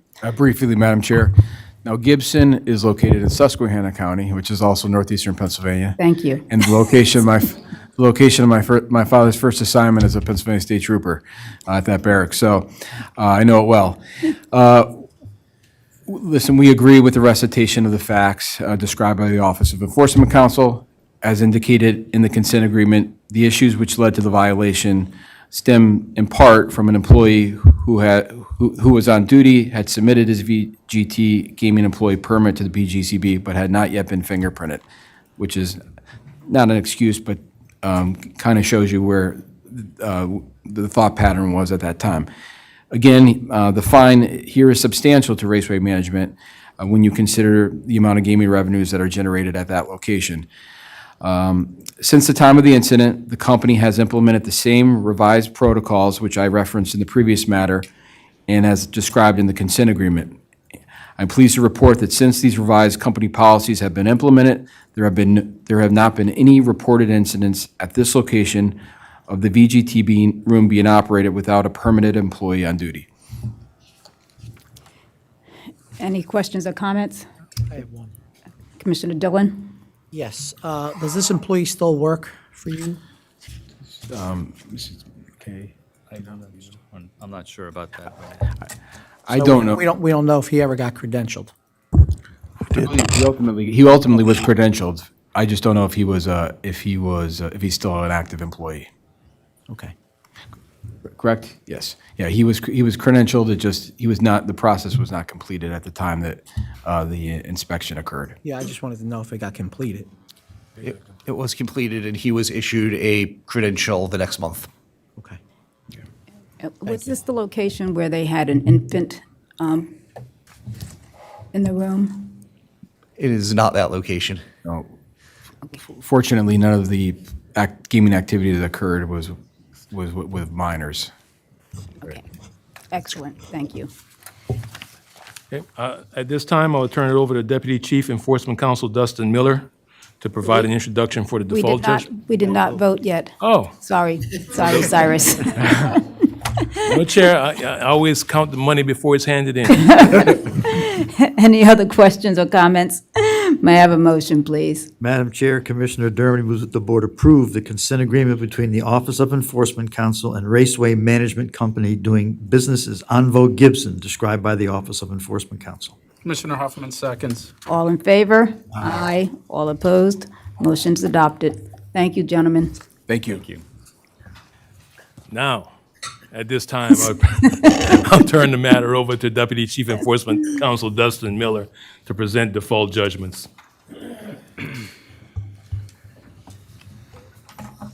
Good morning, Chair Smiler, members of the board. Dustin Miller on behalf of the Office of Enforcement Counsel, MILLER. The next matter on the agenda consists of enforcement actions in which the Office of Enforcement Counsel filed a complaint seeking the revocation of licenses previously issued by the board. The complaint has been filed with the board's Office of Hearings and Appeals and properly served upon the persons named in the complaint. The persons named in the complaint failed to respond within 30 days as required by board regulation. As a result, the Office of Enforcement Counsel filed a request for default judgment and properly served the same upon each respondent. Therefore, the facts in the complaint are deemed admitted, all filed documents have been provided to the board, and the matters are presently ripe for the board's consideration. In each matter, we will provide a summary of the facts and make a request for the appropriate board action. Good morning again, Chair Smiler, members of the board. Man and Sidhu Inc., doing business as Bald Eagle Truck Stop, holds a VGT establishment license. Jamie Singh Man, Harpreet Singh Sidhu, and Dilpreet Kaur Man are owners of Bald Eagle Truck Stop and each hold VGT principal qualifier licenses. Establishments are required to have a board-issued credential employee on duty at all times that video gaming terminals are available for play at a truck stop. During a routine inspection on February 22nd, 2024, the Bureau of Investigations and Enforcement determined that video gaming terminals were available for play at Bald Eagle Truck Stop while no board-credentialed employee was on duty. A subsequent BIE investigation found that between January 27th, 2024 through February 27th, 2024, on 8 days, there was no board-credentialed employee on duty, and wagers were placed at the VGTs for amounts of time ranging from 14 minutes to 3 hours and 40 minutes. Additionally, BIE's investigation in this matter found that on December 27th, 2023, a patron brought in a minor under 1 year of age into the video gaming area at approximately 10:53 p.m. This patron and the infant remained in the video gaming area for approximately 2 hours and 39 minutes, and at approximately 12:27 a.m. on December 28th, 2023, a Bald Eagle employee who was not displaying a board-issued credential made contact with the patron and the infant, but did not require the infant's removal from the video gaming area. Later, the infant was allowed to operate or play a video gaming terminal by the patron on approximately 11 instances. Establishments are also required to sell an average of 50,000 gallons of diesel or biodiesel fuel per month over a 12-month period in order to meet the definition of truck stop establishment and be issued an establishment license. In 2023, Bald Eagle Truck Stop executed a supplemental statement of conditions for video gaming terminal establishments in which they agreed to continue selling an average of 50,000 gallons of diesel or biodiesel fuel per month each year. Between July 2023 and June 2024, Bald Eagle sold an average of 29,457 gallons of diesel or biodiesel fuel, and as a result, they received a warning letter from the Office of Enforcement Counsel.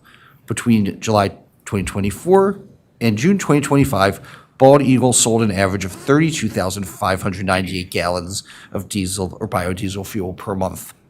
At this time, the Office of Enforcement Counsel requests that the board revoke the VGT establishment license issued to Man and Sidhu Inc., doing business as Bald Eagle Truck Stop, and the video gaming terminal principal qualifier licenses issued to Jamie Singh Man, Harpreet Singh Sidhu, and Dilpreet Kaur Man. Any questions or comments? May I have a motion, please? Madam Chair, Commissioner Huffman moves that the board approve the revocation of Man and Sidhu Inc.'s doing business as Bald Eagle Truck Stops VGT establishment license and the revocation of Jamie Singh Man, Harpreet Singh Sidhu, and Deepreet Carman's VGT Principal Qualifier licenses for the conduct described by the Office of Enforcement Counsel. Commissioner Dunbar seconds. All in favor? Aye. All opposed? Motion passes. The remaining matters on the agenda consist of enforcement actions in which the Office of Enforcement Counsel filed petitions seeking the involuntary exclusion of individuals who are inimical to the interests of the Commonwealth and/or licensed gaming therein. In each instance, the petition for exclusion has been filed with the Board's Office of Hearings and Appeals and properly served upon the individual named in the petition. The individual named in each petition failed to respond within 30 days as required by Board regulation. As a result, the Office of Enforcement Counsel filed a request for default judgment in each instance and properly served the same upon each individual. Therefore, all facts in each petition are deemed admitted, all filed documents have been provided to the Board, and the matters are presently ripe for Board consideration. In each instance, if the Board orders the proposed exclusion, each individual's photo, personal identifiers, and a summary of the inimical conduct may be placed on the Board's public website. Once again, in each instance, we will provide a summary of the facts and make a request for the appropriate Board action. Good morning, Sarah Kolesar, Kolesar, with the Office of Enforcement Counsel. The next matter on the agenda is a request to place Aaron Amuso on the involuntary exclusion list. Mr. Amuso was present at Live Casino Pittsburgh when he stole a stack of bills totaling $10,000 that were left on top of a slot machine by a patron. Mr. Amuso placed the stack of bills in his pocket and exited the premises. As a result of his actions, Mr. Amuso was criminally charged and entered into a guilty plea to a felony theft-related offense related to the incident. At this time, the Office of Enforcement Counsel requests that the Board place Aaron Amuso on the involuntary exclusion list. Any questions or comments? May I have a motion, please? Madam Chair, Commissioner Dunbar moves that the Board approve the addition of Aaron Amuso to the PGCB involuntary exclusion list for the conduct described by the Office of Enforcement Counsel. Commissioner Dillon seconds. All in favor? Aye. All opposed? Motion passes. Once again, Sarah Kolesar. The next matter on the agenda is a request to place Timothy Connor on the involuntary exclusion list.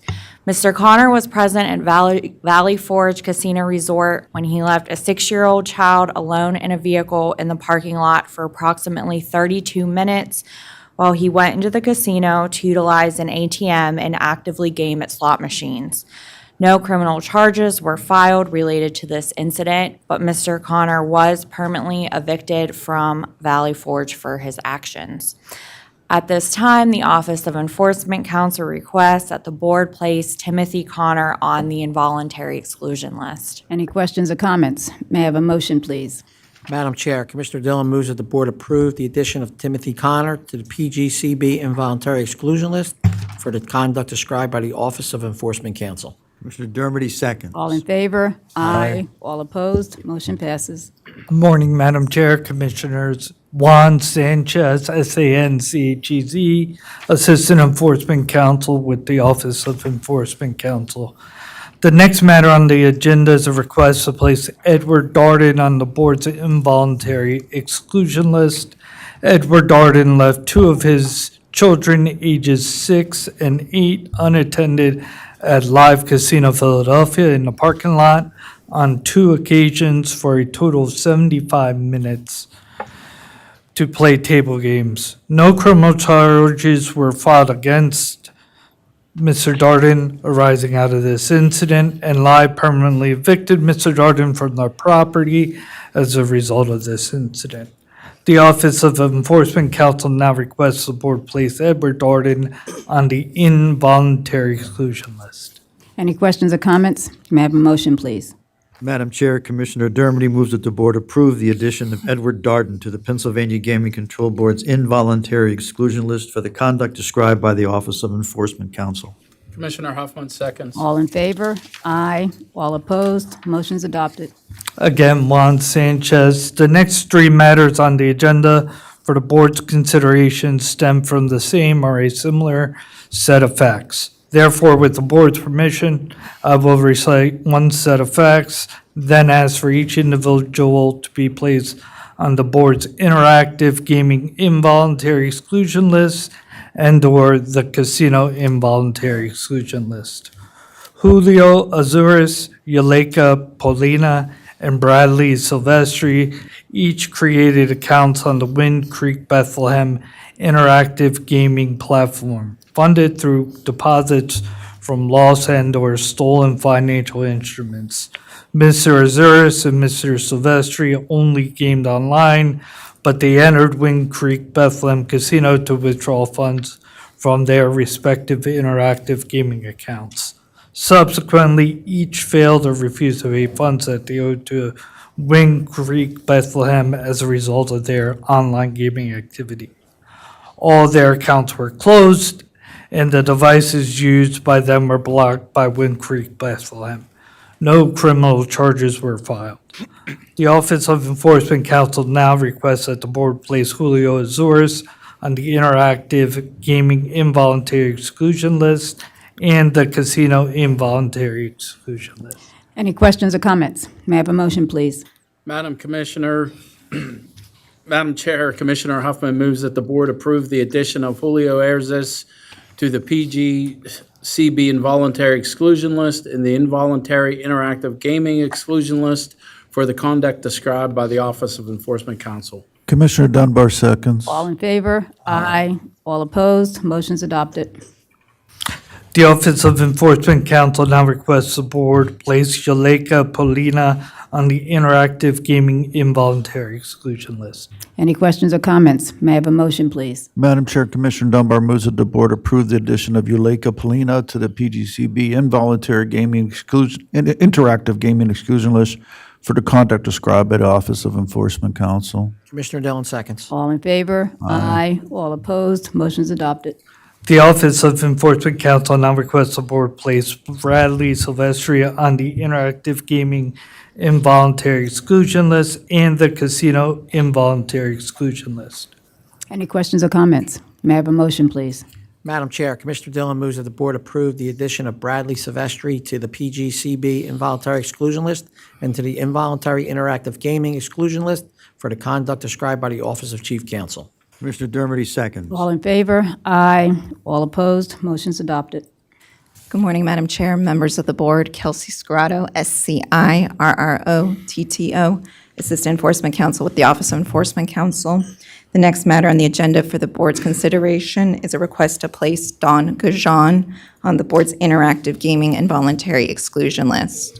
Don Gajan created 7 accounts on interactive gaming platform HollywoodCasino.com and 12 accounts on Borgata Online interactive gaming platform using the personal identifying information of other individuals. All of the accounts were closed and the devices used were blocked from being used on HollywoodCasino.com and Borgata Online. No criminal charges were filed. The Office of Enforcement Counsel now requests that the board place Don Gajan on the interactive gaming and voluntary exclusion list. Any questions or comments? May I have a motion, please? Madam Chair, Commissioner Dermody moves that the board approve the addition of Don Gajan to the PGCB involuntary interactive gaming exclusion list for the conduct described by the Office of Enforcement Counsel. Commissioner Dillon seconds. All in favor? Aye. All opposed? Motion passes. Good morning, Chair, members of the board. Andrea Roberts, ROBERTS, Assistant Enforcement Counsel. The next matter on the agenda is a request to place James Heidick on the involuntary exclusion list. Mr. Heidick was present at Live Casino and Hotel Philadelphia on 2 separate dates when he stole cell phones belonging to other patrons. Live permanently banned Mr. Heidick from their property as a result of these incidents. Mr. Heidick was criminally charged with theft and convicted for his actions. At this time, the Office of Enforcement Counsel requests the board place James Heidick on the involuntary exclusion list. Any questions or comments? May I have a motion, please? Madam Chair, Commissioner Dunbar moves that the board approve the addition of James Heidick to the PGCB involuntary exclusion list for the conduct described by the Office of Enforcement Counsel. Commissioner Huffman seconds. All in favor? Aye. All opposed? Motion's adopted. The next matter on the agenda is a request to place Latanya Robinson on the involuntary exclusion list. Ms. Robinson was present at Live Casino and Hotel Philadelphia when she left a 7-year-old minor unattended in a hotel room for approximately 3 hours and 42 minutes while she entered the gaming floor and played table games. Live permanently banned Ms. Robinson from their property as a result of this incident. No criminal charges were filed. At this time, the Office of Enforcement Counsel requests the board place Latanya Robinson on the involuntary exclusion list. Any questions or comments? May I have a motion, please? Madam Chair, Commissioner Huffman moves that the board approve the addition of Latanya Robinson to the PGCB involuntary exclusion list for the conduct described by the Office of Enforcement Counsel. Commissioner Dunbar seconds. All in favor? Aye. All opposed? Motion's adopted. Thank you, Madam Chair, and happy Thanksgiving to everyone. That concludes our matters. Thank you, OEC. You know, it's the first time I think I messed up in 19 years.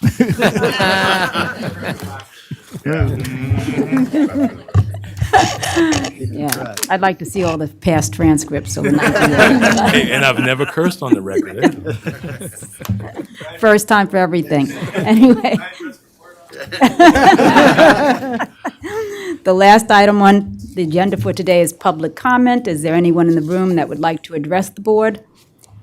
Seeing no one. That concludes today's meeting. The next public meeting of the board will be held on Wednesday, December 17th, 2025 at 10 a.m. at this location. I would also like to wish everybody a happy Thanksgiving. And now, may I please have a motion to adjourn? Madam Chair, Commissioner Dunbar makes a motion to adjourn.